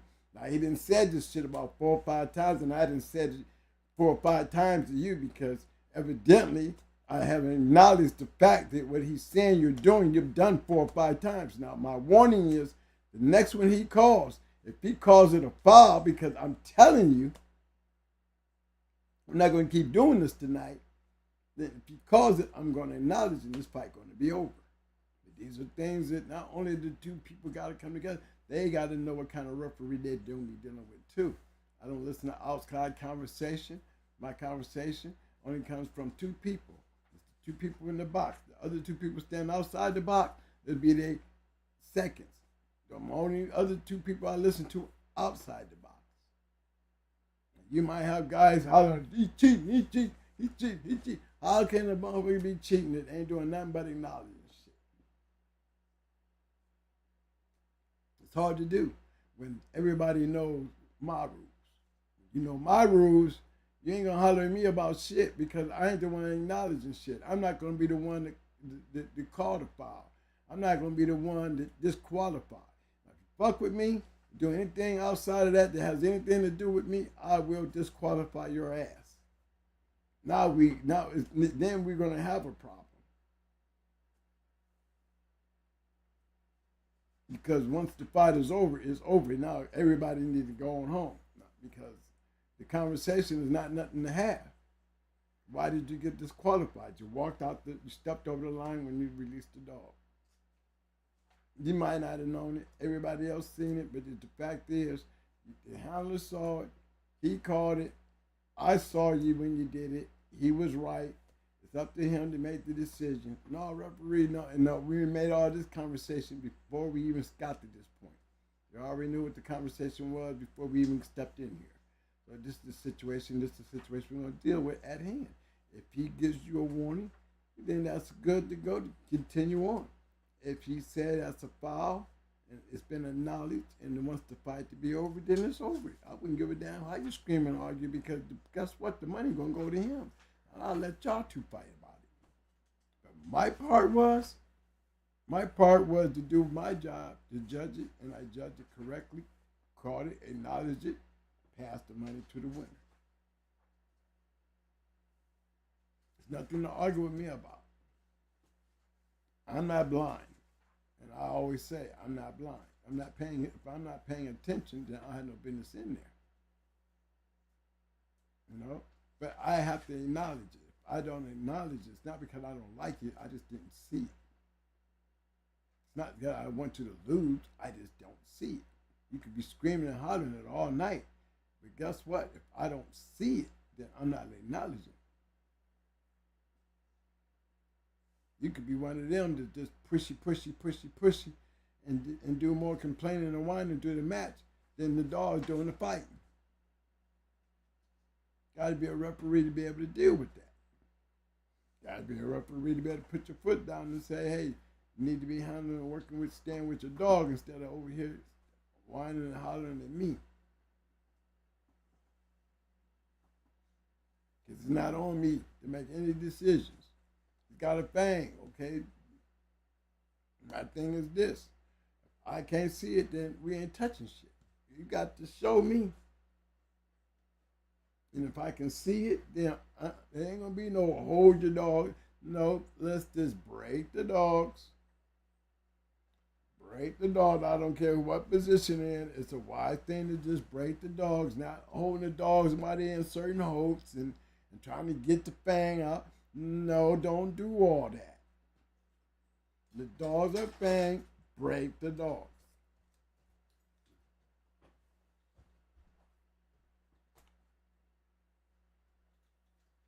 You see, in the whole time, where we at? We still dealing with what? The dogs. Not all that other yapping going on around there. It's still focused on what the dogs are doing. You're blocking the man. Still has everything to do with the dog being able to move freely. That's all. You can't go clapping over the dog. You can't do that. You can clap, but you can't put your hand in front of another dog's face and be clapping. You can't be doing anything to interfere with that dog. Anything. It ain't got no business doing. If the man don't like it and I see it and I don't like it, I'm going to acknowledge the fact that I don't like what you're doing. Because the man spoke on it and that is what you're doing. You need to stop. You can't be clapping over the dog's face. It's not your dog. Go clap on your dog's face. You know, you have guys waving hats, taking off hats, swinging them all over the place. As long as they're not swinging it in your dog's face, I ain't got a problem with it. But when you got them up there and the dogs are face to face and you're trying to swing, you better take that swinging and put it down there on his back. You can't put it around their head. Okay, what you doing? You ain't swinging no hat, no towel, or anything else around them two dogs' face. Things and other things you have to think about. See, there wasn't all just throw the dogs in there and let them go. There's always other things prior to that you have to make sure that you got an understanding of that as the same as when it comes to the crowd. You know, you got a houseman. Houseman, it's not on me to control your crowd. It's on me to control you when it comes to your house. This is your house. You control the crowd. You would like your dog to fight quietly, then this is what you ask for. You don't want a whole bunch of screaming and hollering while the dogs is going. You sure don't want a bunch of screaming and hollering when you can't hear the referee say towels in or sponges in or whose scratch it is or what time it is when if everybody's screaming and hollering. So we want to keep it quiet because really when Bulldogs is working and working is quiet, then the crowd should be quiet. You got good things, good hits going on, and then you get that little, whoa, that roller coaster, whoa, yeah, but then you bring it on down. You know? Supposed to be nice and peaceful. Let the dogs work. That's all it was about. Let the dogs work. Every once in a while, you had a little uproar, but these are the things that we usually cause them. And we always try to solve those problems before we got to the box. Why? Because in the box, it's all on the dogs. I don't want a whole lot of headaches and trouble dealing with nothing but the dogs. If I'm just dealing with the dogs, I don't need y'all headache. I don't need y'all problems. I don't need y'all beef. I don't know nothing about that shit. I ain't betting on either one of y'all. Because I don't referee matches that I got money on. You know, and just being honest. You know, I just refuse to do it. Because I want to make sure that not only on the fact that, you know, I can still be an honest guy. It's not me that I'm worried about. I'm worried about these guys being honorable to me. You see what I'm saying? And they would be a lot more honorable to me if I don't have nothing in the kitty to worry about. They could be both my friends. They can just be one of my friends. But one thing about it, when it comes down to the money, I don't have nothing in this. I don't have nothing in this. And that's what keeps a lot of other shit down. What's up, Mike? Big shout out to my man Armin Norfleet. That's my boy Armin. What up, fam? Armin said, nothing against anyone that is. I'm not a fan of scratch to win. I don't believe in a draw. If my dog doesn't scratch, I lose.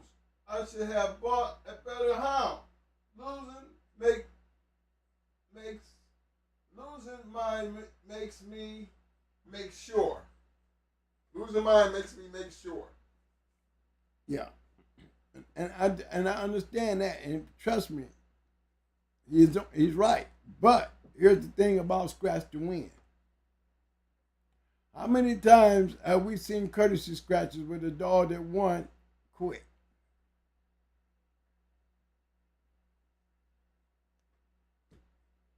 That's all.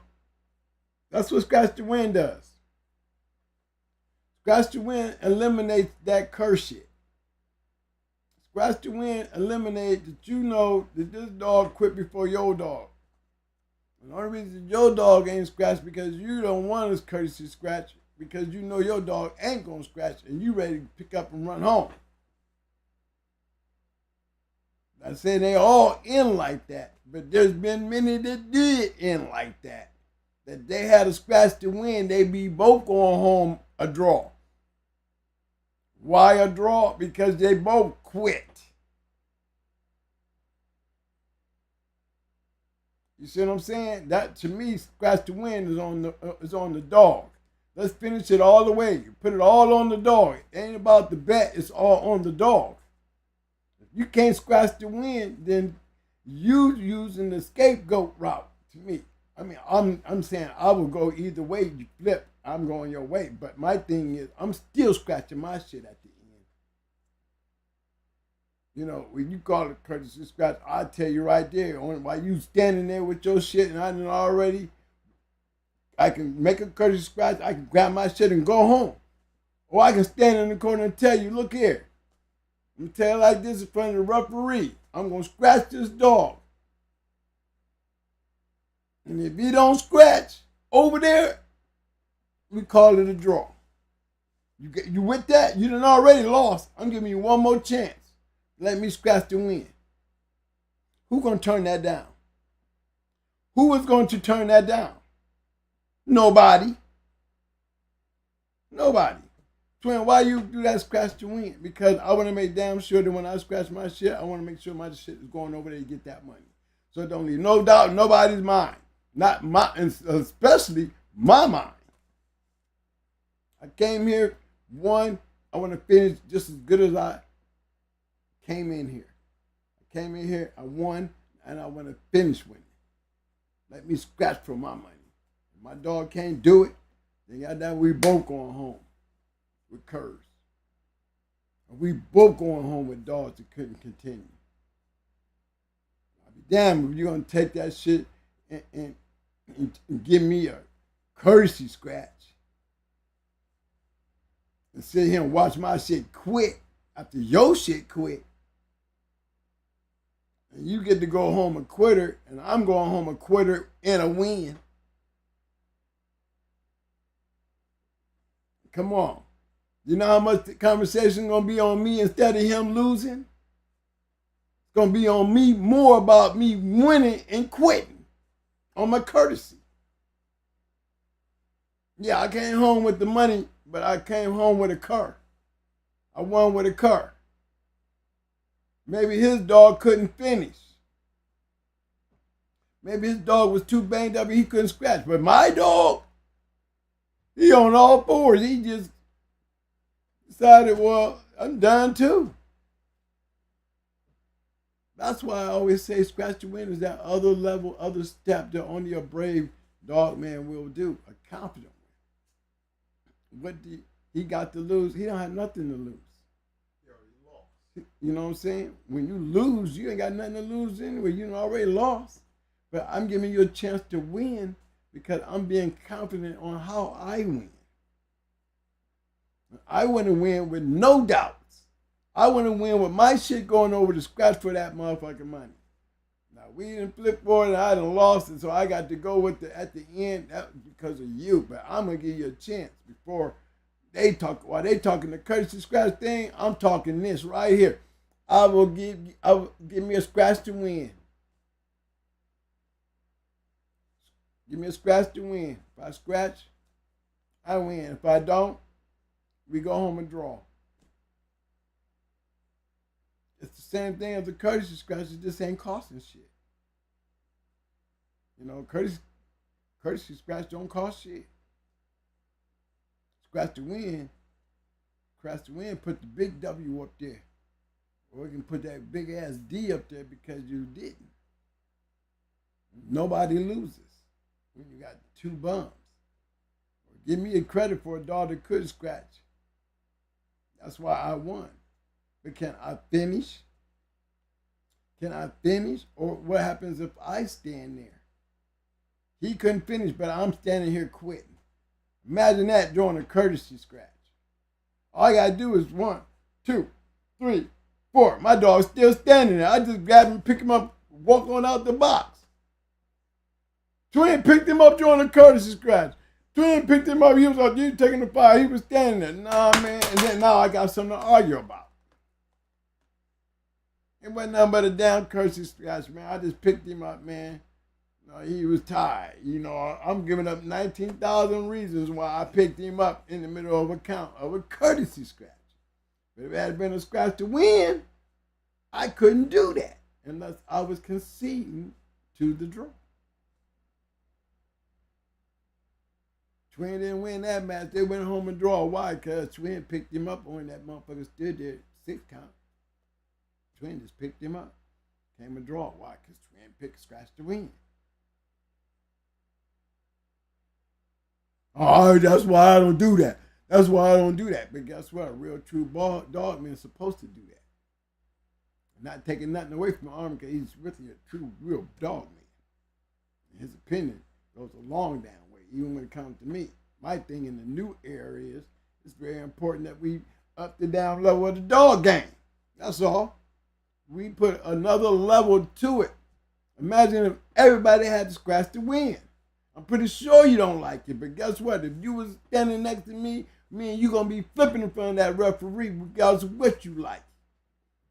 Somebody gonna be lucky, somebody ain't. You don't want it, I want it. So let's flip for it. You ain't gotta argue about it, we flipping for it. You're not gonna just tell me we ain't flipping for shit, cause then you ain't gonna get a match. Because I done already weighed in. And if we can't come to an agreement, then we ain't gonna have no match. I ain't losing no lockup money. Just give me my money back and give me his money back. We can go home. And that's how that shit go. If we can't come to agreement, there is no money to be dispersed except for everybody to get their shit and go home. So let a scratch to win become an argument? No, you just flip for it. And if I lose, guess what? If I'm standing there as a winner at the end, instead of giving a courtesy scratch, I would give a man a real courtesy. I'm going to give you one more chance to win your money. Win your money back. I'm giving you a chance to win your money back because if I don't scratch, you get your money back. So I don't want to take a car home with me with the money. That's more conversation than the man that stood in the corner and his dog quit first. They're going to be talking more about what my dog did. Damn, they go down in history what that dog did. Especially if he's a champion and done this shit. How many have we seen in these books do that? Dog get picked up, other dog quit on the courtesy. But he picked his dog up. Yeah, but my dog quit on the courtesy. Took a full 10. I stood there and let him. Just give me the money though. Did that sound right to you?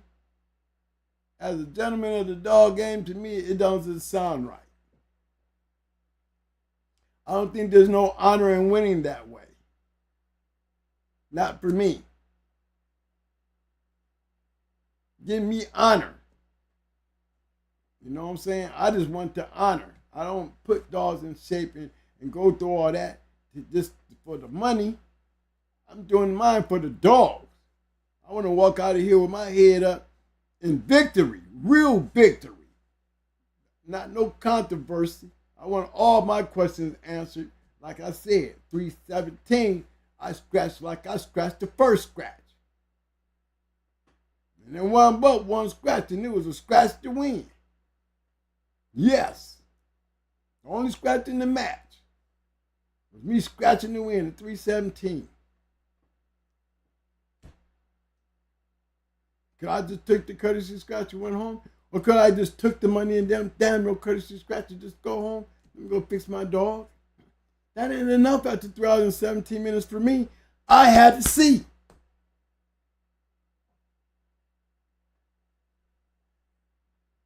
I needed to know. Make my victory even a better victory. Give me my victory with no doubts when they turn away from this box tonight. It's just how it is. And for the new thing in life, in the game, why not? We have changed the rules many a times in this dog game. Why can't we just make that one a new one? No, we do it on the out of hopes and down dog scratch shit, but hold on. No, let's do it all the way to the end. Remember, you can always request it. It's not like it's not part of the rules in the game. You just taking it from a down, out of hope count to a down, finishing the match with a scratch to win. Yeah, let's finish them. But everybody got a scratch to win the money. Why not? We're talking about the dog. We ain't talking about the money. I think every dog needs to show his true gameness in the end of all wins. Why not? That's all. Why not? That's all. That's what we mean by bulldogging. That's what we mean by dedication into just the dog. I mean, we didn't say nothing about the money. I'm giving you a chance to take your money home because if I got a cur, I don't want to take your money home with a cur. You know, if your dog is so banged up, you'll let me hit your dog one more time just to make sure that my dog come over there and hit your shit because it's your last chance. You might have got lucky, right? You know what I'm saying? A courtesy scratch, you know, who wants to get their dog hit on a courtesy scratch if you done already lost? You'll let my dog go and the referee will probably somebody be standing there to catch him instead of letting him hit the loser. I ain't, okay, yeah, he came across. But if I said scratch to win, you're going to stand there and hold that dog. You're going to stand there and hold him. You ain't going to need no referee to catch shit. You're going to make damn sure my dog come over there and hit your shit. This is the last chance you got to getting your money back regardless of how much was on that pot. It don't matter who's in the kitty because guess what? Inside that box, whoever put their money in the pot, hey, it still boils down to us two. Down what everybody else outside is saying. It's really boiled down to me and you. Scratch the win. Now, anything else, Mike, you want to add to that? There's all little things outside of the, the things that goes on in the dog game that really relates more to the dogs, as you can tell.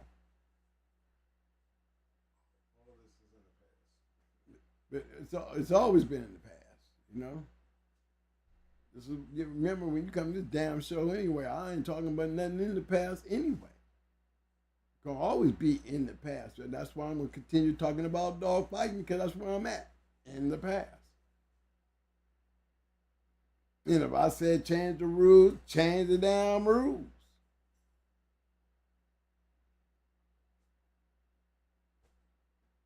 Shit, that doesn't make me part of the now. It makes me an advocate to the now, because I still don't know when and where and who. You need a when and where and who, y'all. They can try to accuse you of any damn thing, but they better have some who's and whens and wheres. Bottom line. So a lot of you guys do it on Facebook and don't understand how you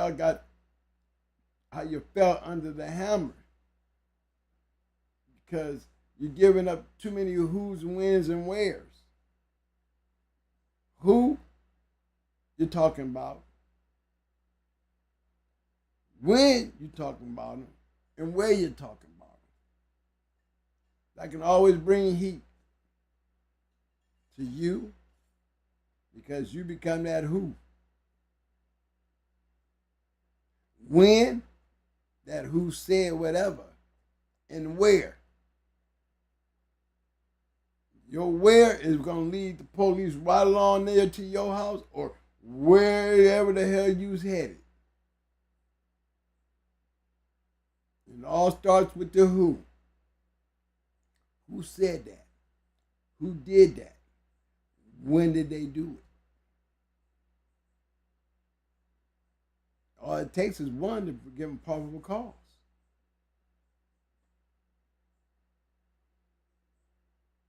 So be careful how y'all brag about your shit out here. Be careful how you speak about your shit out here. Back then, we didn't have all this. We had pit bull. What would you call them? What would you call them boards? Message boards, where you could go on to the message board and just talk. I mean, everything was on the message board. There was so many kennels, There was just one thing that had all the kennels. And if you had a message board or a forum, you was in the house. That's what they was called, forums. You go to them forums, it was just like a podcast. Just like a podcast. You just had to be a heavy typer. Heavy typer. You could hear all the stories in them forums. There were so many kennels that was, they just had this one site to just, that they were just putting in all recognized kennels on their shit. If you wasn't recognized, you wasn't going on their shit. They had your website, you know what I'm saying? They had all your shit up. You had a forum. You even had people come to your forum. It was like, that was the thing back then. So you heard a lot of the stories. And back then, they were pretty bold back then, because they treated those forums like the same message boards as y'all using. They using the forums, but the only difference is it's damn near like a publication when you're in the forum, because anybody can type anything. Anybody can type anything. Now, you would be typing and you a who. You a who. Just make sure you the who and you ain't telling on somebody else. Because it got to be you. Don't be the who that's speaking on somebody else, bringing the heat to them based on what you saying. And it takes a who or you to speak on somebody. 9 times out of 10, you're either talking about when or where. I was there. Only thing you left out was the when. I know what I'm talking about. I saw it for myself. Oh, you did? Let's just hope you're talking about yourself. Most of the time you're talking about somebody else pumping them up, trying to pump yourself up, because you was there. And you just answered 2 to 3 things that they need to come investigate.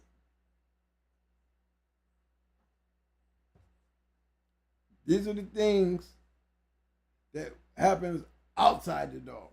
But if you kept them in there with the dogs, strictly the dogs, because you ain't not even talking about a dog when you start talking crazy shit like that. You're talking because the dog can't speak for himself. You're speaking for a dog that has no idea what the hell you saying. You're talking about another man's dog that your dog would kill. I'll kill that shit. How you gonna kill that shit? I got Bobo over here. I kill that shit with Bobo. You're already bringing heat to the who. Who you gonna put Bobo on? You'll kill that dude's shit with Bobo.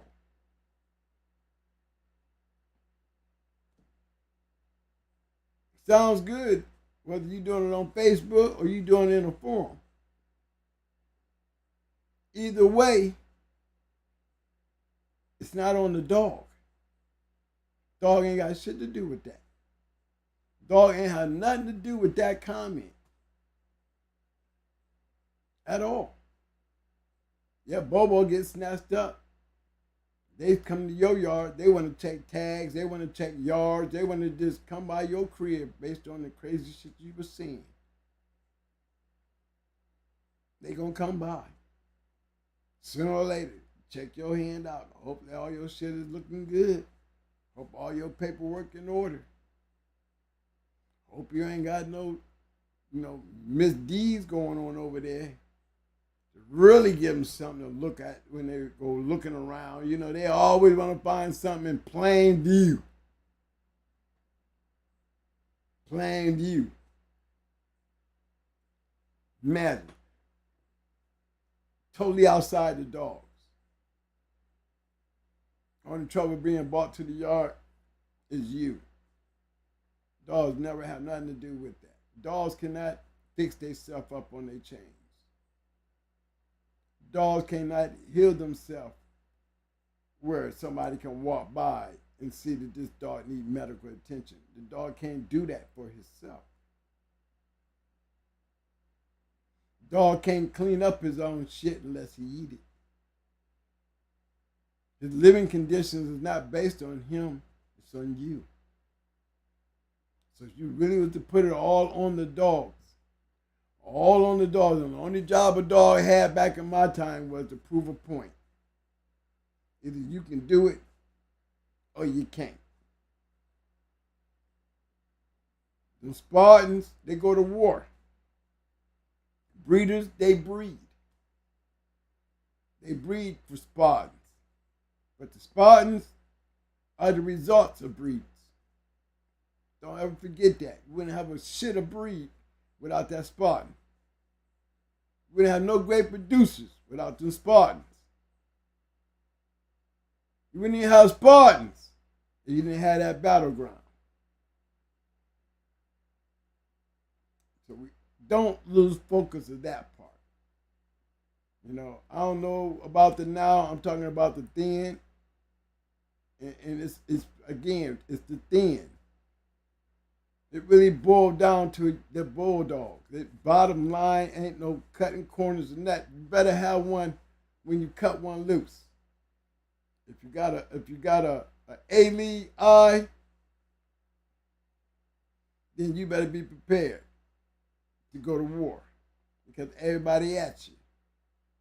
If you got a D-League coming in there and you get ready to go into an A-League, don't be embarrassed when your shit don't look like it had any business in there.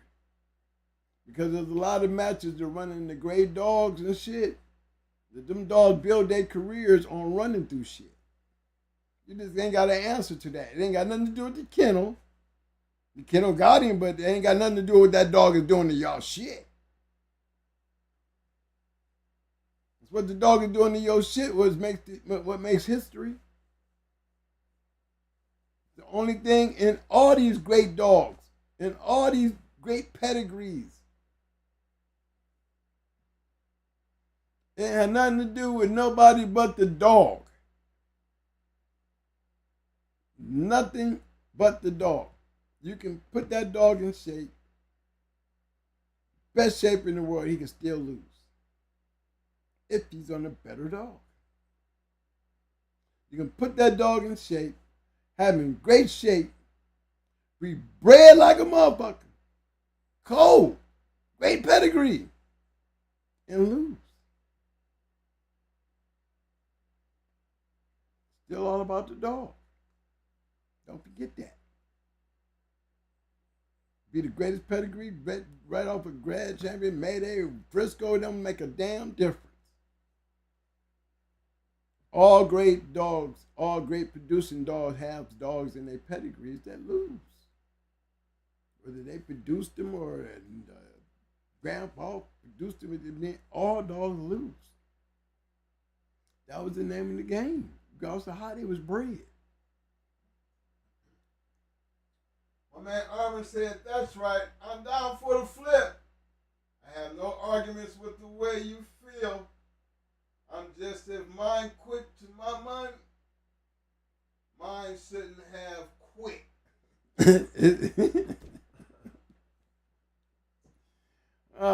First of all, believe me, I'm gonna put it like this.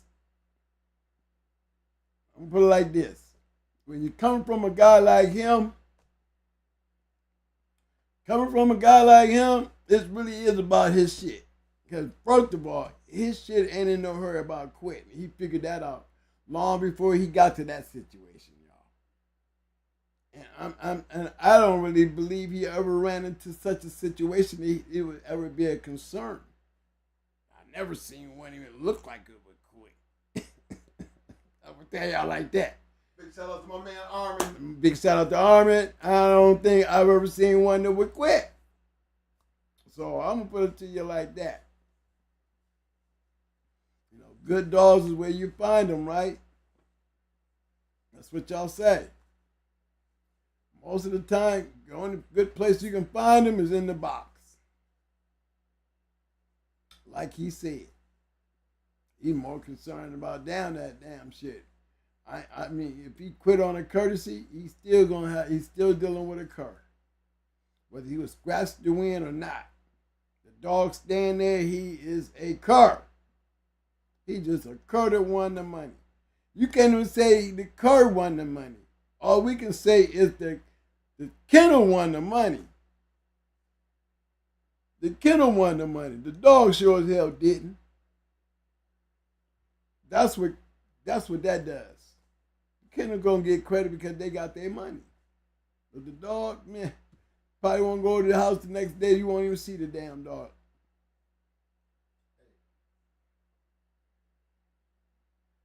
I'm gonna say, for my brother Armin, he said, love the show. There are a lot of individuals out here who need to tune in. Who need to tune in to learn the essence of the game. Keep sharing the knowledge, twins. Well, I have to thank you, Mr. Armin, for being part of this story. You people that I mean, if you've been around enough for this show, you would know who this guy is. He is definitely one of my friends and definitely a mentor of mine. In many ways. So, you never know who you in the room with, but you definitely in the room with one of my mentors. It took good care of me with the dogs in my life. So, shout out to Armin, because I know what I'm talking about. But it's really based on what they taught me. See, now I can say something in a conversation when I'm in the room with them. There was a time that I can do nothing but sit there. I mean, I got True Colors around, Big Rob, Meat Nasty, Abraham. Who am I to have anything to make a comment like, I want to scratch the win? I think that's a 10. Boy, they would have cussed me out. Man, sit your ass over there, boy, and shut the hell up. And really, that's how I seen it. For real. Because I hadn't earned my stripes to be able to step up into that place. And if I'd have been acting like I was just as good as them, you think I would know what I know now? They would have shut me down. Probably wouldn't be in the same room with none of them. You know? No, serving no purpose. No, I liked it being invited. I like being around and nobody's asking, who is you? Who are you? You see what I'm saying? Everybody knew who I was. And I like that. Everybody was free to speak because I didn't try to be something. Didn't try to be nobody but me. I want to hear this shit. I want to hear what all of them say because all of them got champions. All of them had grand champions. And I'm sitting there watching all of them win matches. What the hell am I doing here? Trying to do what they're doing. And that's all it's ever been. Call me a copycat. Call me a copycat. I'm being a copycat to legends. Legends that I was attached to. Legends that I learned from. Legends that have something to give to the game. You can go look them up and you will find them. These ain't nobodies. So I was put in a perfect position to be able to sit here today and tell y'all the stories that I'm telling y'all because this is coming from information from all of those guys. All of those guys from Armin, all of them had such a big part to go on Hard Kennels. Everything. And just in their friendship alone, knowing where I was when I was their friend, back then when I was their friend, I wasn't on their level. I ain't gonna try to play like I was because I wasn't. Those was fast lane dog men.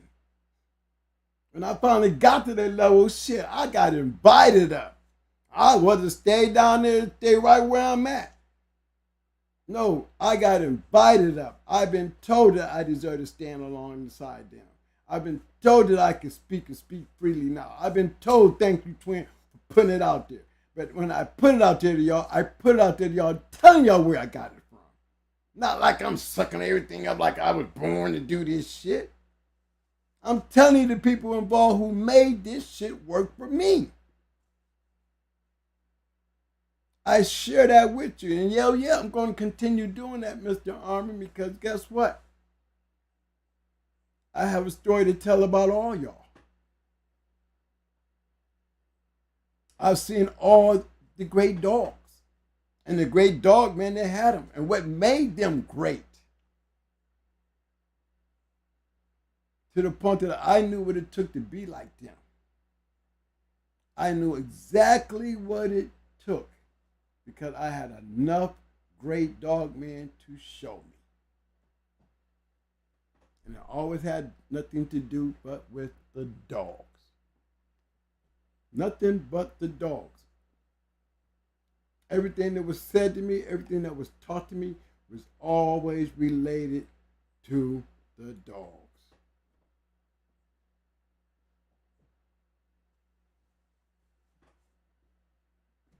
Okay, Mike.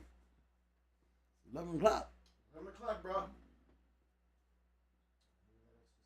There ain't much more to say about that, guys. Just remember, it's everything that I'm telling you, man. Take it to a heed and think about it. Common sense don't hurt.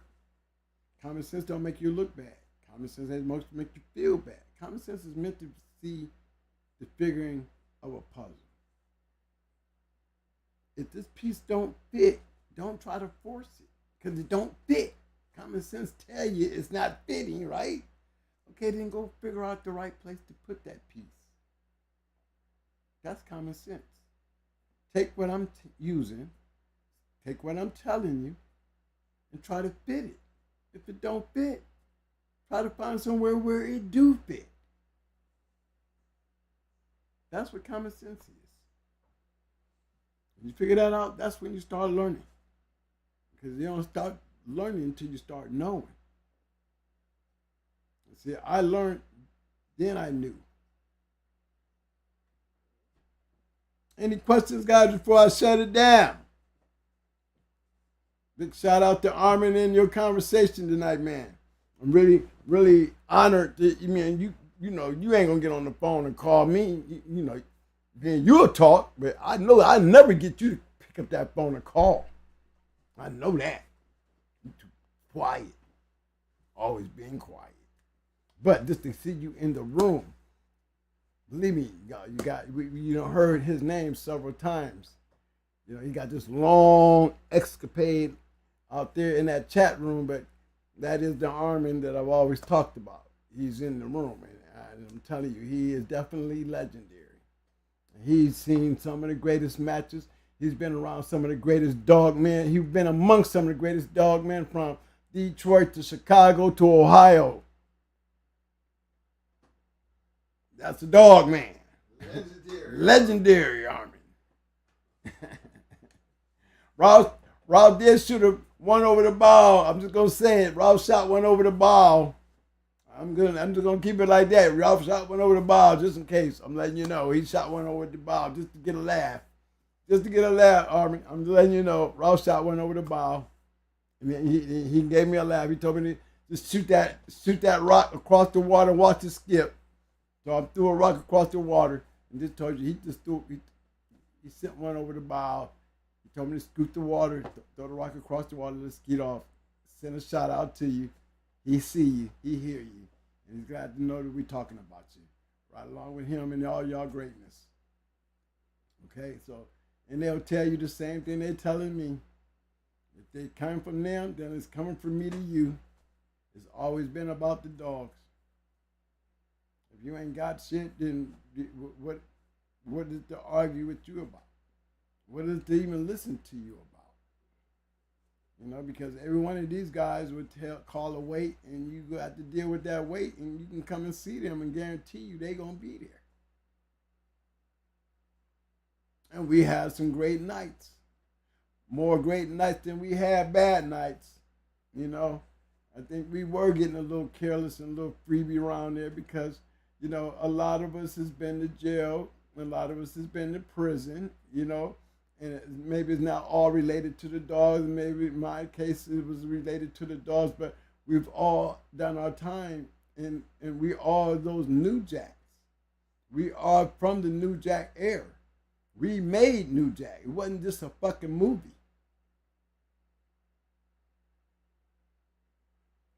The country was doing great in the 90s. Started in the early 80s, the late 80s, but it really blew up to the 90s, to the 2000s. 2000, they was putting their wrenches to work trying to squeeze us down because we had got too big, too strong. We have more great dogs coming out than we ever had in the dog game. And don't let nobody tell you nothing different. And a lot of these great dogs was coming out the hoods. The hoods. You didn't have a dog that was not safe. You didn't have a great dog that was safe. Not at all. Anywhere in the country. Lionhead, all of them. I'll be ratting them off. Wasn't no great dog safe during that time because there was plenty great dogs. Plenty great dogs. And a lot of new great dogs that came in and took over the game, just like I said. Grand Champion Heart Attack, Grand Champion Sable, Grand Champion Queen of Heart, Grand Champion Joey, Waldo. Remember Reaper's Waldo. He lost to Joey, but come on now. Joey beat a couple champions. But these were great dogs. Champion Tater. There were just great dogs that I saw. And majority of them were all champions, but let's talk about the ones that didn't make champion, like Radar Martel. To me, they was great dogs. They had a great classic match. But I got a chance to see an even greater one that I was a part of. That I can say, after seeing Radar Martel, and then to be in a situation that I got a chance to experience what it felt like. The way Joe and them handled Radar, it was like, and the way I got a chance to handle Psycho is like, I'm in a plateau that I'm feeling like they felt. I had the experience to know what it looked like and felt like. Now I'm not watching it from the bench. Now I'm a part of the show doing that. Able to go into a good dog and ride that bus all the way for 3 hours and 17 minutes with no turns, no idle hosts, no nothing till 3:15. Two damn good dogs. Same shit I saw with Radar Martel. Same shit. Great fight. And I got a chance to be in one, be a part of one. So there's a lot. And you don't hear me saying nothing else except for about the dog. Not that I drank a Coca-Cola with a hot dog before I did this to give me energy. So when I go to handle the dog, I'm bragging all about me. And I ain't said 2 words about the damn dog. Don't work like that. Everything starts with the dog. You can't make that dog occur. That dog was already occurred when you got him. You just ain't got the right dog on him to prove that point. Always looking for a point prover. That's what the game was built on. That's why they had so many great matches. That's why they had so many great dogs. That's why some of those great dogs, you hear that, when we go to saying, well, I don't know why he's so great. Or you hear stories like, Fat Bill hate me to say these things.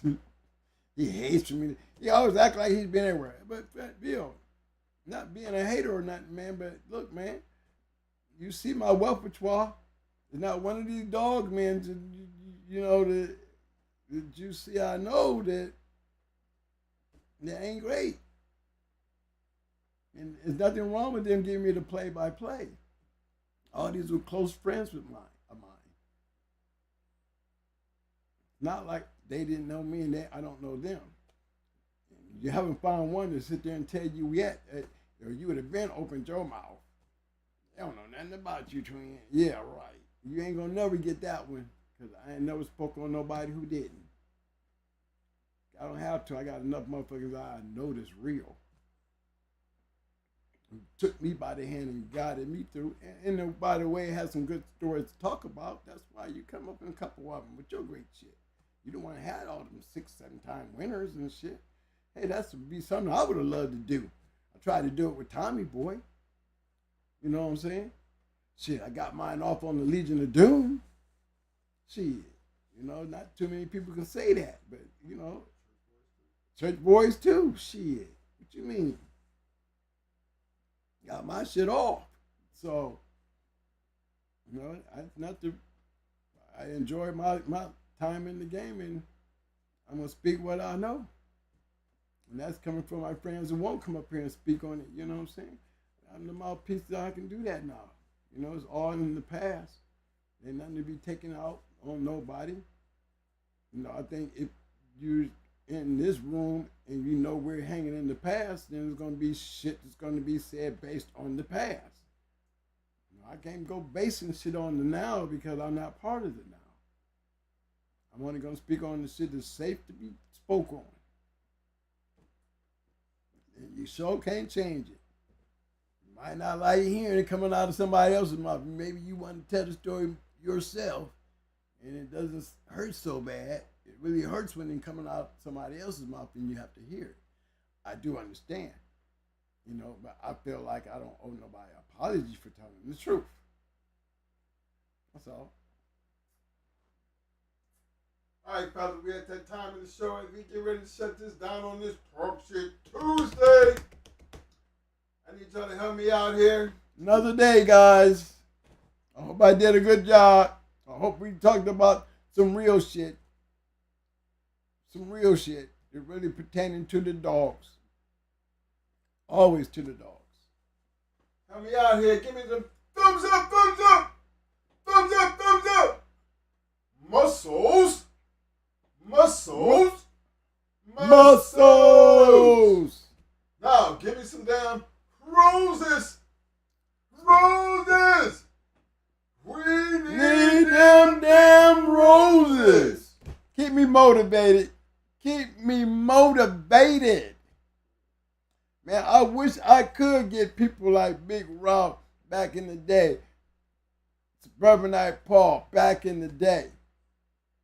Joe Abraham back in the day. Noonie back in the day. That circle alone. Frank Bunce. Imagine Frank Bunce or Sam Lambier. Imagine these guys. Imagine the shit that these guys could tell you, and these guys ain't even been on the show. Look at the guys that's been on the show, but listen to the guys that I'm still naming off that ain't even been on the show. Sean B, Champion Justice, Peoria, Cemetery Refs, LaFons, with a couple of champions out of his yard. You know, we hear Bishop, we only hear the Bishop brother's name when they're talking about Jeep. Bishop boys up there in Buffalo been around for years. Good dogs. These guys right here, these is guys that ain't never been on the show, and you see all the people who has been on the show. But just imagine if these guys is on the show. Heavy hitters. They all were heavy hitters. But it's just, you know, all of them will have a great story, and being that they're not telling their story, my experience with these guys, I'm going to tell the story for them. Because when I go down in writing, I'm writing down my story on every single one of them. When I come out with my book going to have every single one of these kennels you hear me talking about, from Noonie to Big Leonard to Fat Stan, the goddamn Dodge City kennels up there in Cleveland, lock them down, shut them down, Wild Dog Town. I mean, I'm going through them, the Legion. All these kennels going to be in my book. All of them. I'm going to show you all they great dogs. All they great dogs. Ain't none of these guys underclassmen. Every single one of them guys, you're going to find yourself looking at legendary dog men who had legendary matches, and it was definitely legendary and important to the game. And have seen a lot too. Remember, I'm still talking about Windy City Compound. You know what I'm saying? Didn't even get a chance to even throw it on there. Y'all done seen Tony Wade. We didn't get a chance to see, you know, James Edwards. We never got a chance to talk to Atlas Brewer. You know, I never got a chance to bring James Crenshaw out. He gone. But these was, look, I wasn't just hanging around white, black guys and Mexicans and Puerto Ricans. I was hanging around with the white guys too. Super Nat, come on.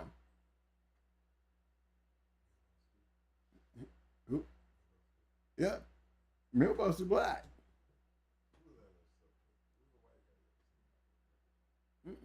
Jamie. Don't forget Jamie. No, can't forget Jamie. About the very few. It was very few. But I mean, even with my experience with I mean, when I got a chance to meet Snake Man, I was still like a kid in a candy store. I was still excited about meeting Havana Danny. I was still excited about meeting the Gambler. I was still excited about meeting Snake Man and Bob Finley. I was excited. Tom Gardner, I was excited. Why was I excited when I've been around all these great dog men? Because there's just more great dog men I've been around. Just add them to all these other ones. I've been around a lot of greatness. So I have no problem sharing that. Because I'm definitely worthy to tell you my story. Definitely worthy to tell you my story. And I'm going to continue doing that till I run out. And I hope you guys enjoyed the conversation. I hope you go back down through there and pick up some of those little pointers and think about those situations that we talked about. Think about them. You know, and try to, you know, see if you got something to come back with on our next show. That, you know, tell me if common sense kicked in your world, and if it made a difference in your way of thinking. I'm going to give a quick rundown on the poll. Poll question: in your opinion, will the controversy about American Pit Bull Terrier breeder prevent you from buying a dog or a puppy? We had 108 votes tonight. We have 53% that said yes and 47% that said no. Appreciate everybody who participated in the poll. Thank you. Don't forget to hit that like button on the way out. And let's close her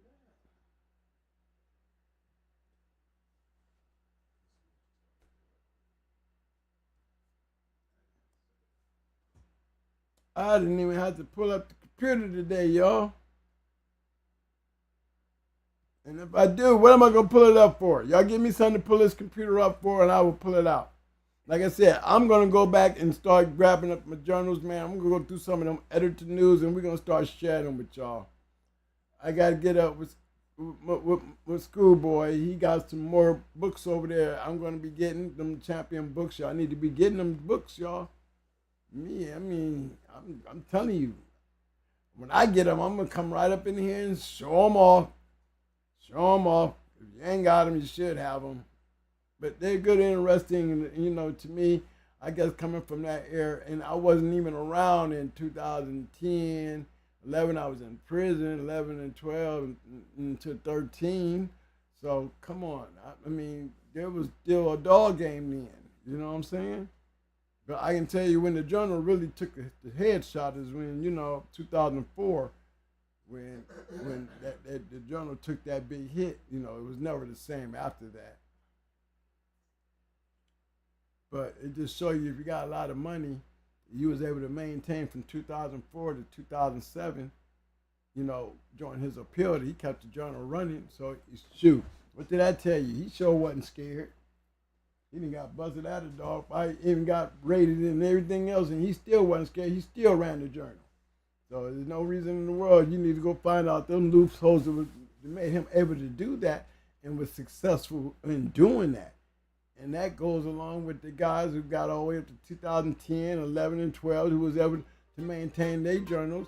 You got to go back into that because one thing about it, I think a publication is a whole lot safer being it's a fictional publication compared to getting out here with your face on a screen, acting like, this shit is more real than it is fictional.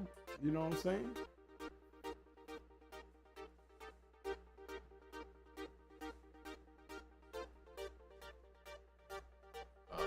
And while I'm at it, y'all, I had 6 Malinois puppies today. I don't know what they are, males or females or none of that, but I got 6 little munchkins running around from my boy Chaos. If you knew Chaos, you would be, have to say, you go on our videos, and you'll see those little dogs that Chaos is on his training. Yes, he's a poppy now. He's got another litter too of another Malinois female. I hope that she has a big litter too. I wouldn't call that a big litter. I call it a good litter. And then we got to do a whole bunch of dogs. And them 2 breedings coming off of Chaos probably be Chaos's only breedings ever. But you get a chance to see. You want to get a chance to have one of them badass dogs. I'm considering on raffling maybe one of those. Depends on which one. Same with some other things. We might do some raffling around here. We start having these puppies and dropping around here. You know what I'm saying? Big shout out to my boy over there at PBK. You know what I'm saying? I might send one down his way to go ahead and let him raffle one off on his show. I might just let him do it on his end. He's on that good side of the fence. Yeah, I ain't knocking him. I actually enjoyed his last show. His last 2 shows was okay, but the last show was real interesting. You know what I'm saying? He did a good show. My man is coming around, and I like it. Still my nephew. So shout out to PBK. Shout out to Samurai. Shout out to Buck City. You know what I'm saying? Shout out to all them guys out there just trying to do this. Because it ain't easy. J-Bo, love you, man. Garcia, you my professor, man. Love you too, fellas. I love all y'all, to be honest. Anything that has to do with the Bulldogs and keeping on the dogs, that's what I love about you. But it's all about the dogs. Hey, appreciate everybody for showing up tonight. You know, don't talk about it, be about it, keep your eyes on the prize. You know, not much more I can say about this shit. You know, dogs are what they are. You gotta love it, because what other reason would you have them if you couldn't love them and treat them the way they need to be treated? So, as we close out tonight, keep that thought in mind and just go with our motto. Fuck it. Just say, we always. Always. I mean, damn it, we always scratch the wind. Yeah. Appreciate everybody for showing up. Thank y'all Definitely for showing them happy. out. Hey, everybody send out them happy birthday wishes. Love y'all, man. Hey, thank everybody Thank for the you happy that. birthdays and showing the love. Appreciate Yeah, that. we got a lot of love out there, Father. Thank y'all.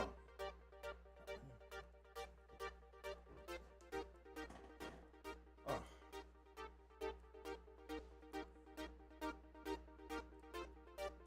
you gonna pick the dog tonight? I'm trying. I'm gonna see first.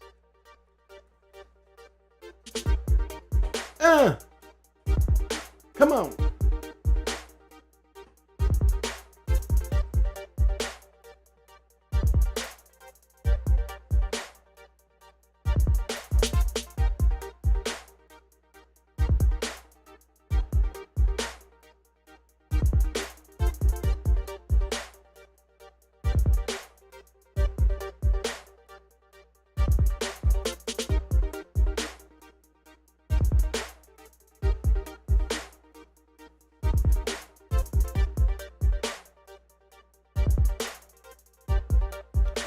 I'm gonna get my book. My book gonna have all that in there.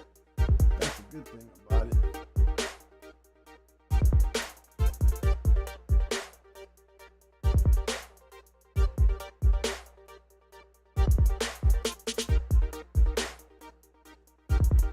I can't find it on there. So I'll try. Let me see. Who's another one I can use? What else did I speak on?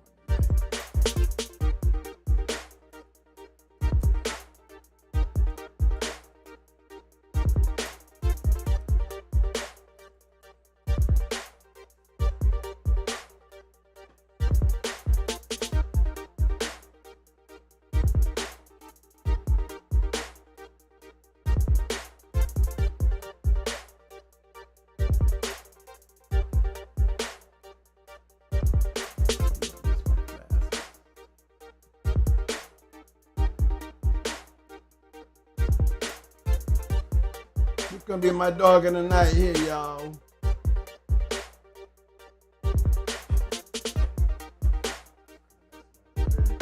Can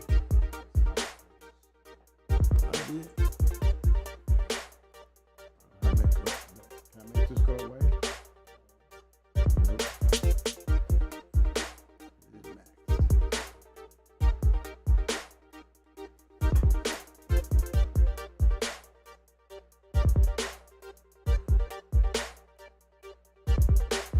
Trying to make it go away. That's closing up. Zip it up into another window.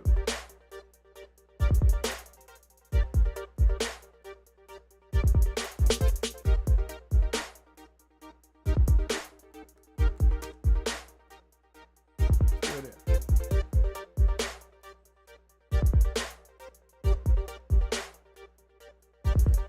Yeah, I had to go in there. I had to grab Big Route. That's right. I had to throw him up in there. Look at him. He there. What is he messing with? Yeah. Uh-huh. Come on.